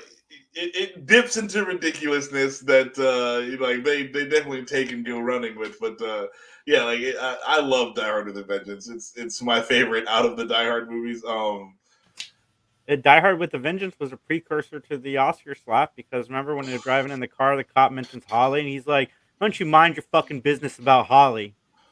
I imagine that sentence has been said by a lot of things, a lot of movies. Yeah, you're trying real hard there, Jason. Did that script start off as something else? Because I it was know originally called Simon Says. Okay, I was wondering because a lot of Die Hard stuff starts off as not Die Hard. Like, what? I think we got a Die Hard movie in here. Because the first Die Hard was supposed to be a sequel to a Sinatra movie because they were based. Because the book was. Yeah, and then they decided not to go with Sinatra and then reshaped it. Well, Sinatra was just too old at that point because it was supposed to be a spinoff of the Ocean's 11. No, SOB. Damn it. Yeah, whatever. It's a murder one. I'm running on broken glass. Nice. Oh, the Deadly Sin series. I think. Anyway, Max, number one. That you hit my number one, so that was we have a number one together. We did. Aww. That's so nice. Aww. That's all I need. Die Hard with a Vengeance. It's great. Like freaking Bruce Willis walking down the street with the freaking sign on his and the motherfucker of all motherfuckers, Samuel L. Jackson again. Comes in here and has to save him. I dug it.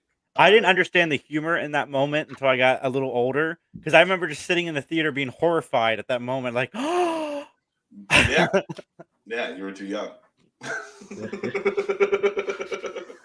like the whole Die Hard with a Vengeance. I like. Go ahead, sorry. I like the whole hey Zeus part in the back of the cab too. It's like, what the fuck? Do I look Puerto Rican to you? My name is Zeus. Zeus.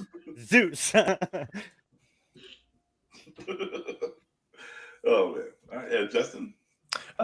We already kind of covered my number one, so I'll just do kind of a caveat movie or an honorable mention. Lucky Number 11. I really liked Lucky Number 11, and it's a lot of fun. And Bruce Willis in like 4 whole minutes of it. That's yeah. Listen, this wasn't my top one. You got no, but like that was a sleeper movie for me that year of the year. Like I really enjoyed that movie, and I hadn't heard hardly anything about it. Like I came across it just totally innocently. I was like, I think I was at a theater, like, okay. Now's my time. What movie is on? And that was the one that was there. But what a fun one to fall into.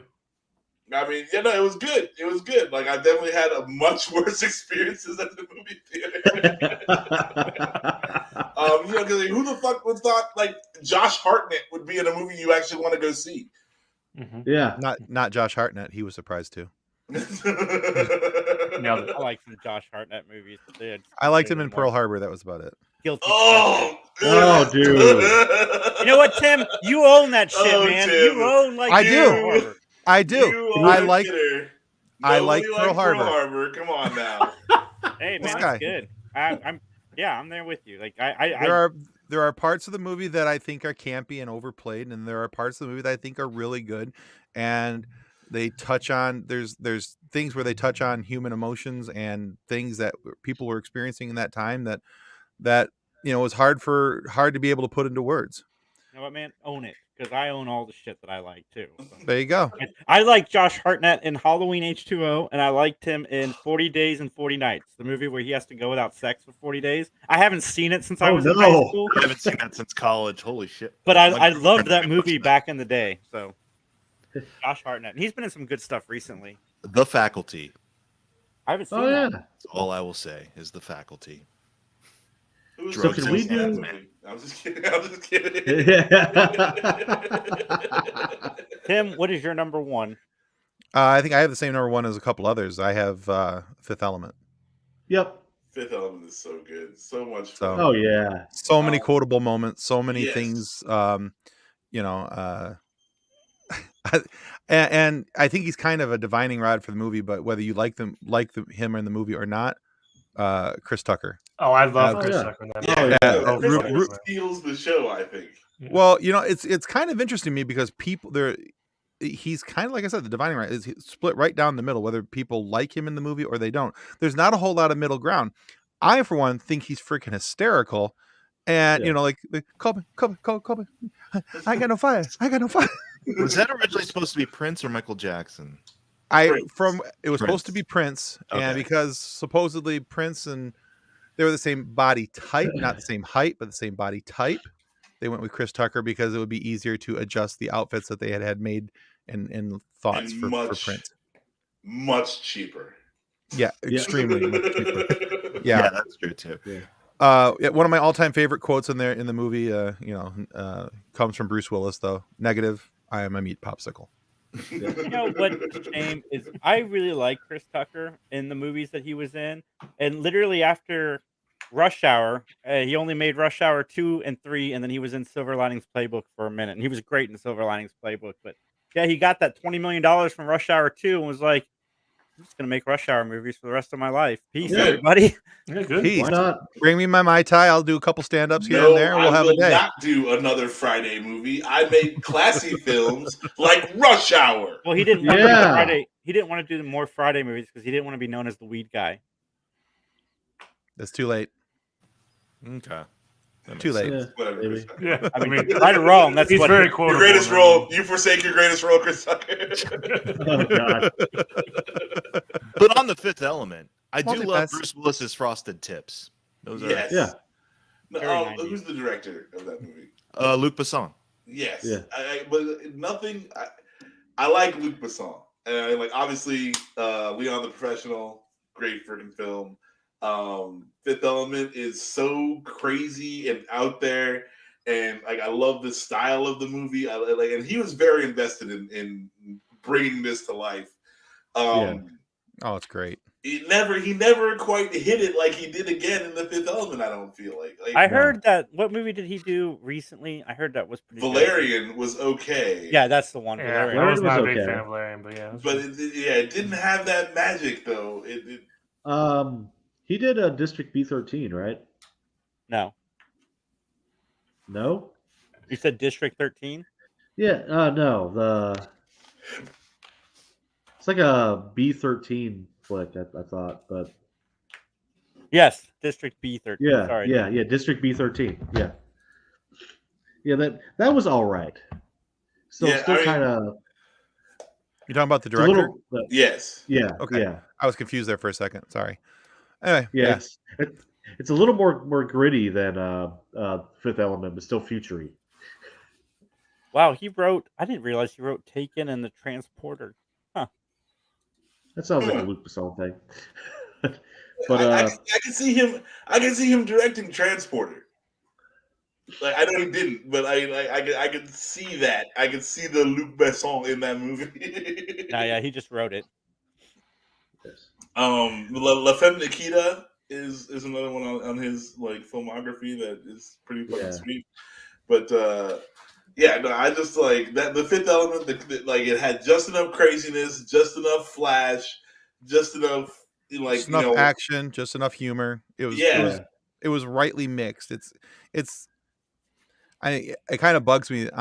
This is one of the reasons why I don't use Rotten Tomatoes for any type of reviews or anything, because I mean they only give the movie a 70%, and to me it's much better than a 70% movie.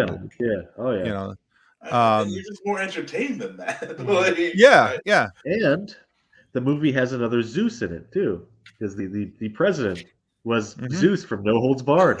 Yeah. And just a factual thing, because I don't want to hear it in the comments. Rotten Tomatoes doesn't give anything a score. It just averages out critic scores. Yeah, it's an aggregate. Yeah, I don't care. I see a score on the website. I say they gave it. So I don't give a crap. Because if they didn't give it, it wouldn't be on their website. So there you go. See, he gets it. I don't see what the problem is. It's like Metacritic. If you want everything to be lower score because people are review bombing stuff, you can take the review bombing stuff off. But you don't. So it's your score. The score does not include review bombs. It's just critics. Yeah, I know. I said like Metacritic, Jason. And you guys, hot take, I didn't like the Fifth Element at all when I saw it like 20 years ago. Well, it doesn't. Have you grown to like it since then? I have not tried to watch it because I absolutely hated it the first time I saw it. I thought it was really, awful. Really. That surprises me. I am fucking astounded right now. I'm one of the 30%, Tim. Did Max spoil the ending for you? Is that how that works? Yeah. Me and Djokovic. Spoilers don't bother me at all. But no, I want to revisit it now that I've gotten older to see, because there's a lot of films I didn't like back then that I like now. There's just so much about this movie to me that that makes it so entertaining. I mean, he's got. Again, it goes. You look back at cast; it's very well casted. Yep. Gary Oldman plays an amazing bad guy. Oldman. Yes. He's so good at everything. Pretty much everything. Yeah, and he's one of those guys that doesn't need a ton of prosthetics, and he can look like anybody at any time. It just he does it so well, and it's got some of the honestly, Jay, it's got some of the best quotable lines in any movie you're going to watch. One of my favorites is when I'm trying to speak English and it doesn't really work well, even though it's the only language I know. There's a line from Corbin Dallas where he says, "Listen, I only speak two languages, English and bad English."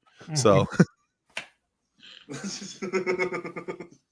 I do want to revisit it. I bought it recently on Blu-ray. I have every intention of rewatching. You bought a movie you hate? Yeah. Aziz, he's a collector. He's a collector. Aziz, come on. Yeah. I use that with my kids when I'm trying to get them to hold a flashlight for me or something. Aziz, light! I found it at a garage sale for like $1. Yeah. There you go. I want to rewatch it. There you go. I've always wondered who would, if they ever made like sequels to that or whatever, who they would have cast to play his mom, because that's a recurring thing. His mom constantly needs to talk to him on the phone. Yeah. But Betty White, maybe. We'll see. That would have been a good pick. I'm sure they're going to deep fake Betty White into a science fiction movie at some point. I'd be okay with that. Huh. I wouldn't, but I don't know. I mean, we'll see. Maybe they'll get the first deep fake right. You like the first time it's not like jarring and offensive. Oh, the first time. Well, they have done it. Yeah. Jarring and offensive. Yeah, that's the main thing. Watching a movie and all of a sudden you're like, Tupac's in this too. Yeah, he's Jason alive, Hologram in the back. Not jarring. I guess Oh you my would count goodness. the Harold Ramis stuff from Afterlife. Spoilers, I guess. But it wasn't jarring, but I was still like, I like the Harold Ramis stuff in Afterlife. I thought that was done. let him rest in peace. I haven't seen it yet. It's Sorry, it's Dan. not terrible. You're it's good. Like it's not great, but I was not a fan of the Harold Ramis stuff. I'm just like, Well, at least they didn't make him a human. Like, he was still like a ghost. Ooh, and I think man. that's what helped it. Yeah. Less. I'll give you that. Because he's dead in real life. See? So it works. And Harold Ramis did get an Xbox Achievement to point everybody, just in case we weren't around when that happened. We had to have said that. We've been around for like 60 years, so. Yeah, it's fine. Honorable mentions? Is that everyone's number ones? Yeah, I've done a couple honorable Oh. mentions, so I'll let anybody else go. I had Unbreakable as my number one, but y'all said Oh. what you need to say about it. I will Okay. say though, the one thing I was thinking about with Unbreakable, I like that Bruce Willis is subdued in his performance there, but in the artwork is done by Alex Ross, who's the really great comic book painter. Like he did Kingdom Come and Marvels and all those books, and so he did artwork for Unbreakable, and that's what sold me on if they ever did a version of his story Earth X, which is like Marvel in apocalyptic future. Yeah. Bruce Willis as Captain America in Earth X would have been awesome. Yeah, But I see Huh. that. I can see that. My honorable mentions would be the first Look Who's Talking and Beavis and Butthead Do America. As a kid, Look Who's Talking was one of my favorite movies. That was forgot on he was in- repeat when I was a I like child. the first two as a Yeah. kid. Even my childhood self could not get into the third one. I The forgot. he dog was in- started talking. Like everybody was talking in the third one. Oh, jeez. Yeah, I forgot he was in those for sure. Let's see, honorable mention for the worst movie ever made. How about that? Sure. Yeah. Yeah, All right. Sure. Armageddon. Ooh. Okay. I don't hate Armageddon. Like you like the Pearl Harbor. Armageddon is one of my Michael Bay guilty pleasures. Those I- movies are like the same fucking movie. Yes, they are. Thank you, Max. Well, here's the thing for me. I have tried watching that movie 4 or 5 different times. I have fallen asleep in that movie every single time. I have never finished watching that movie. It bores me to death, and I've always fallen asleep to it. So for me, that means it is the worst movie ever made. To be fair, Tim, I saw that movie. I haven't seen it since I saw it in theaters. I worked at the movie theater at the time, so I watched it when I was working there, and I was like, it was good. And then I never bothered watching it again, so it may suck. The first time we tried watching it, it was on in the hospital right after my wife gave birth to our oldest son. And Is your oldest son named Bruce? no, Yeah. no, not even close. But yeah, Asteroid. I'm just kidding. Armageddon. no, his middle name is Deep Impact though. But Oh! He's got big hands. Yeah, we finally get a black president in Deep Impact, and the Earth goes to shit. Yep. oh That's how my it goes. but yeah, it's yeah, we tried. My wife and I both fell asleep, and then I remember we had some people over a little while afterwards. I think it was it was really close friends of ours right after Parker was born, and we brought him home from the hospital, and they're like, hey, we brought a movie, and it was like, I was like, oh yay, and I fell asleep. We had this big sectional couch. I fell asleep in the corner of it. Yeah. So Now, okay.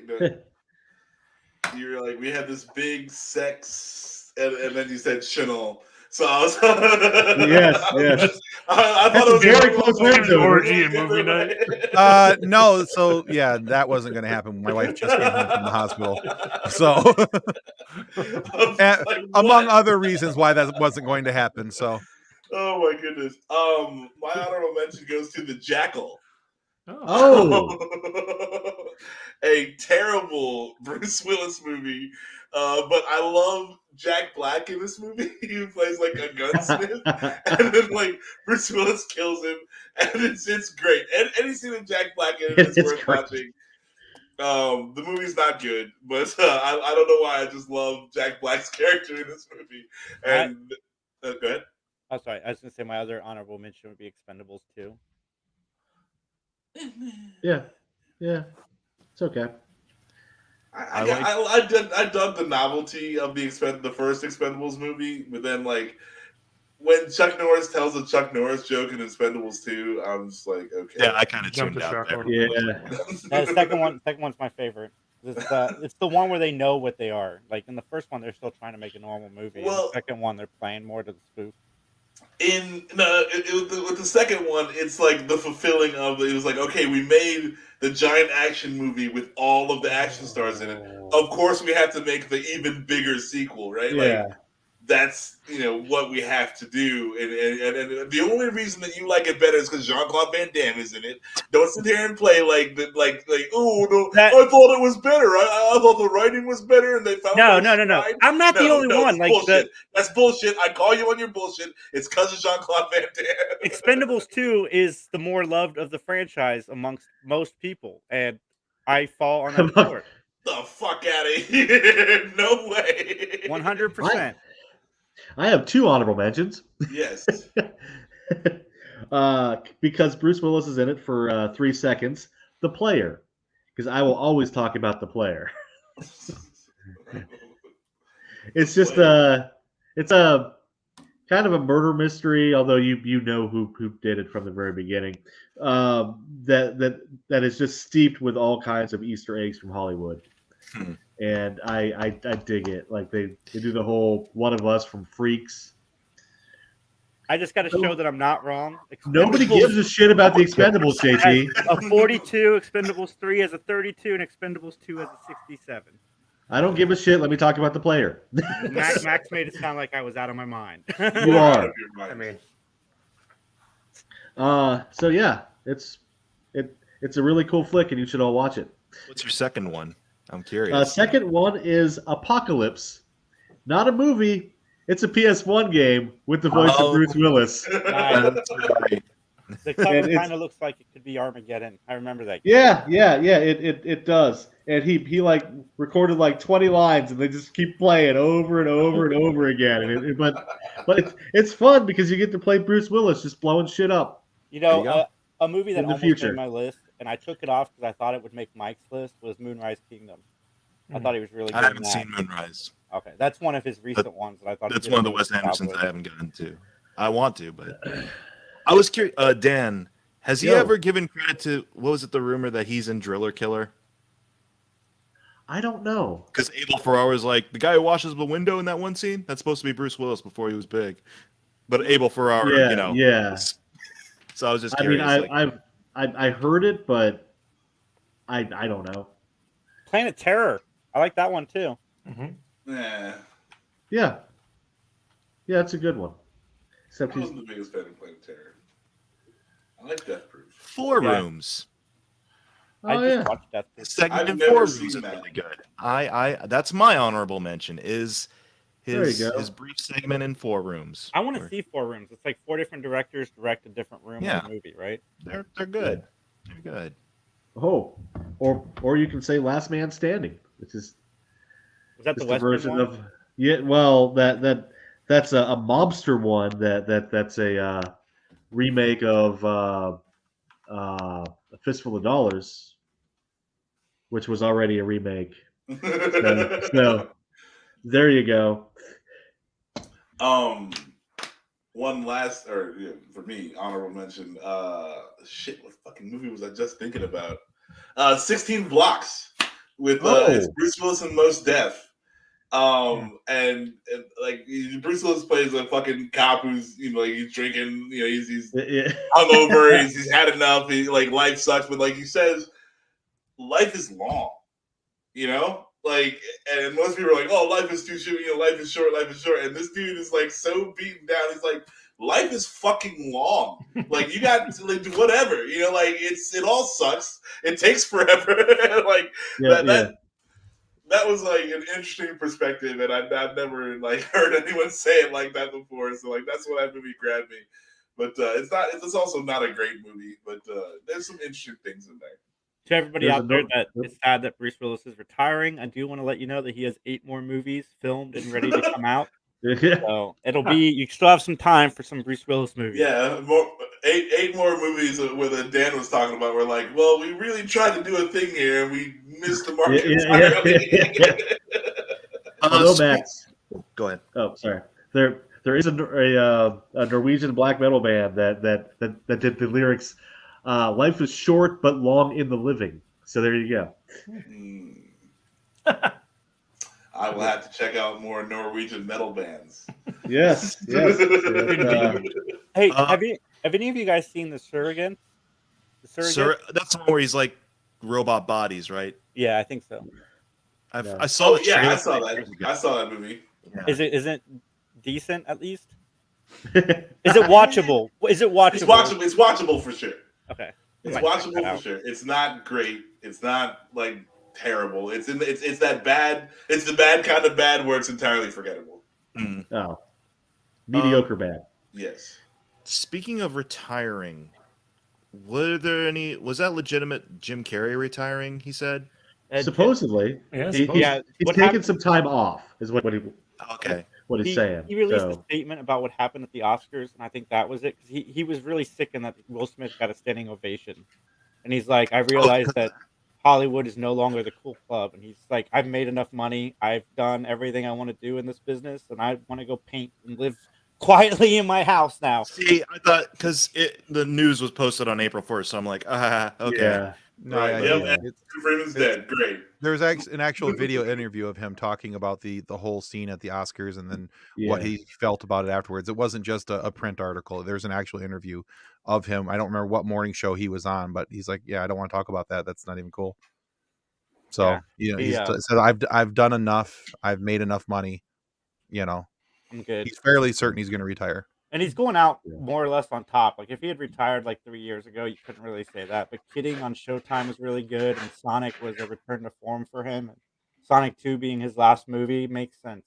So, I love Jim Carrey. I'm sad that he's retiring because I'll never get Ace Ventura 3. Old man Ventura.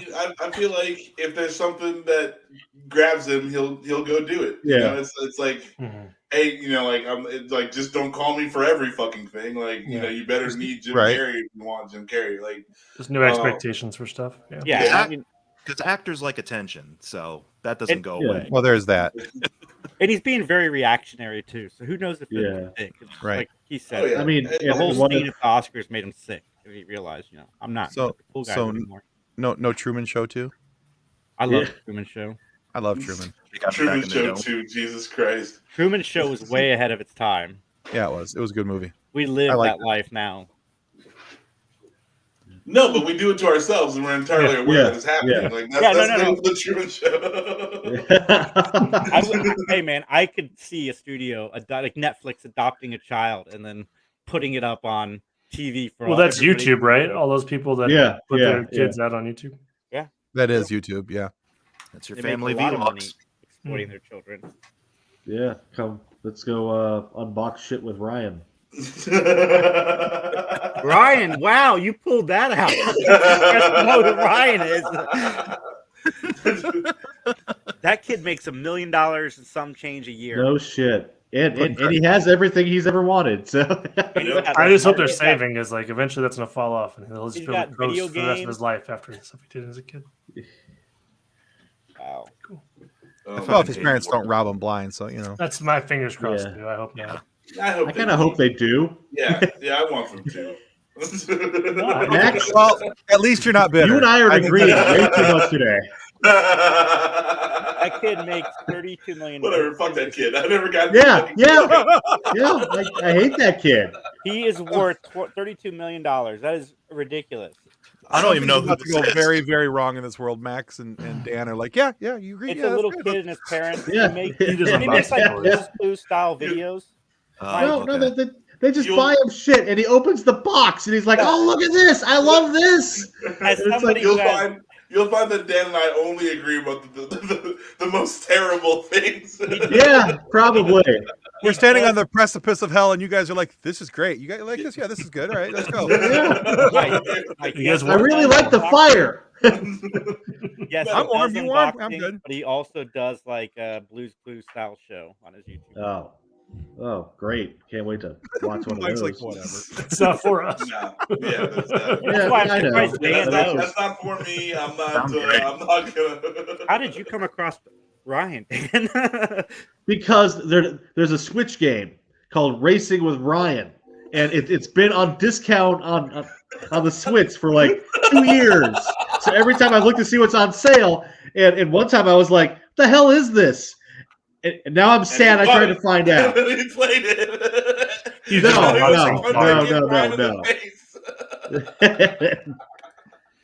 That's funny. Oh my goodness. Woo. Well, there you go, Fuck that kid, Ryan. We've been everywhere today. We talked about Bruce Willis. We talked about a little 5-year-old that they don't like, and now it's time to wrap up the show. Oh I my want to God. thank Tim from Funny Science Fiction and Pulp I Culture wish people Addict. would send me shit for the honor of having me. Yeah, no crap. Like, one day he's gonna come home from school and his parents have just like absconded. Like, House is empty. he just has a giant pile of toys to keep him company for the rest of his life. Terrible. And $20 and $20 for pizza. He's eating the Play-Doh in the corner. We're making Bruce Wayne right now. Oh my God. Oh, but his parents aren't dead. They're just assholes. That's the fun part. Alternate universe. Oh my goodness. Tim, tell us about your 2 projects, buddy. I'm sorry, what?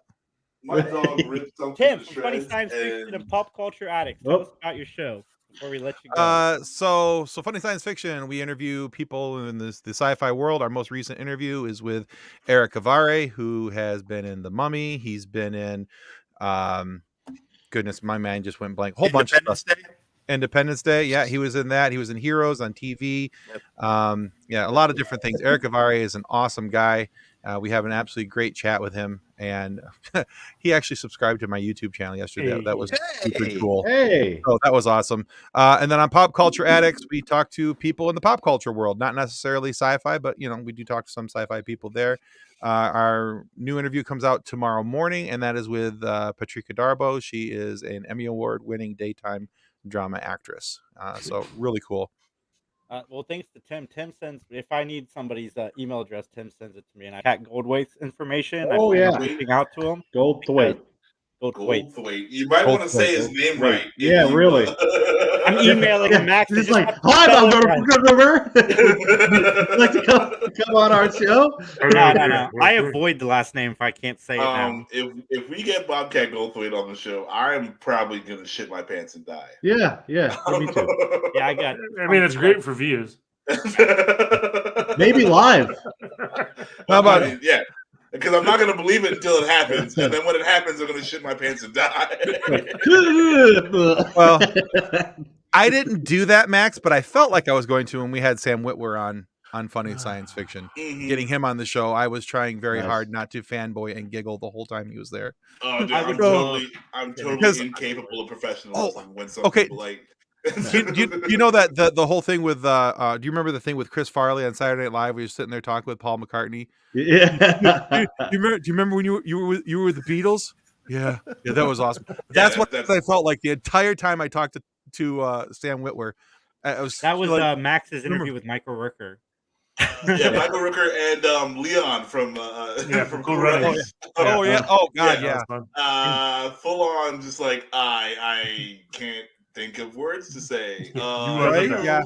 Act in movies, yes. Yeah. Remember when you were Cool Runnings? that was awesome. Remember the bobsled down the hill? It was like he's not the greatest interview. Like he doesn't give you a lot. Like you got to kind of like try to get stuff out of him. So it was terrible because like I was incapable of trying to find a question to engage him with. So you couldn't talk, and he wasn't going to talk. Yeah. So, it was all right. I asked questions, but it was good. It was fun. Yeah. We got through it. But then I was just geeking out the whole time. It was bad. It's always cool when you're able to get somebody on the show like that, though, when you have that type of draw to what they've done and why they're there with you. It's kind of a cool moment, and especially as something when you're able to look back on it and you figure out that you did get through it. And it's not as maybe because like when we did Witwer's interview, I thought for sure that it was me just sitting there the whole time like, I'm Tim, you're awesome. Did you make him do the whole interview as Palpatine? No, he only did that. We only asked him to do we never asked him to do Darth Maul's voice because he always gets asked to do that. And so what we asked him to do, because we had him on for episode 66, Nice. we asked him to execute episode 66 instead of execute order 66. So when you listen to the beginning of the show, he says, "Hi, this is Sam Witwer. You're listening to the Funny Science Fiction podcast."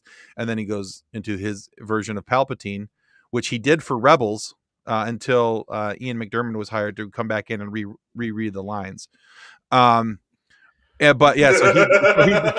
does it. And he goes right into it. Execute orders. Episode 66. It was really cool. Sam Witwer, Max, he used to be part of the movie Trivia Schmodown, the Star Wars edition. Mhm. And there's not he always won because he knows everything about Star Wars. Like literally, this guy walking encyclopedia. He is. At the end of every funny science fiction show, every one of our guests, we put through a bit of a quiz. Okay, some of them we throw softballs at him, and some of them I actually tried to make it hard. I tried. He went 5 for 5. He got all 5 questions right. Half the time he didn't need it. We get, because we give multiple choice on all the questions. He didn't need the multiple choices. He just told us what the answer was. And I'm like, all right, I give up. I tried. Yeah. He's one of the guys I want to get on this show at some point because I think he is just awesome. He is. He's amazing. Great interview. If you get a chance, if you get him on the show, talk to him about his music. He's got a band called the Crash Tones. And it's kind of, the music's not down one genre. It's kind of skips around a lot, a little bit of this, a little bit of that. But it's pretty cool. And he's one of the few musicians I know that still puts stuff out on cassette. So there's that. Nice. Yeah, no, they all do now. Cassette's coming back.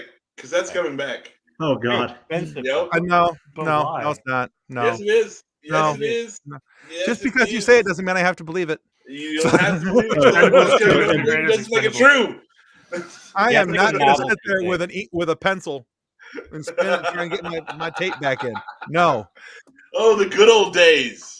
I got Yeah. another question for you. Sam. I can't wait for 5 more years when we get 8 tracks again. Me too.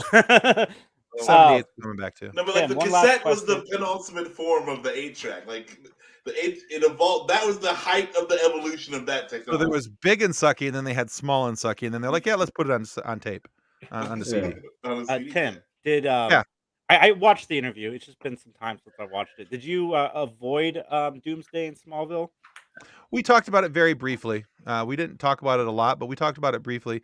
We mentioned his role on Dexter too. We talked about that a little bit. Who was he on Dexter?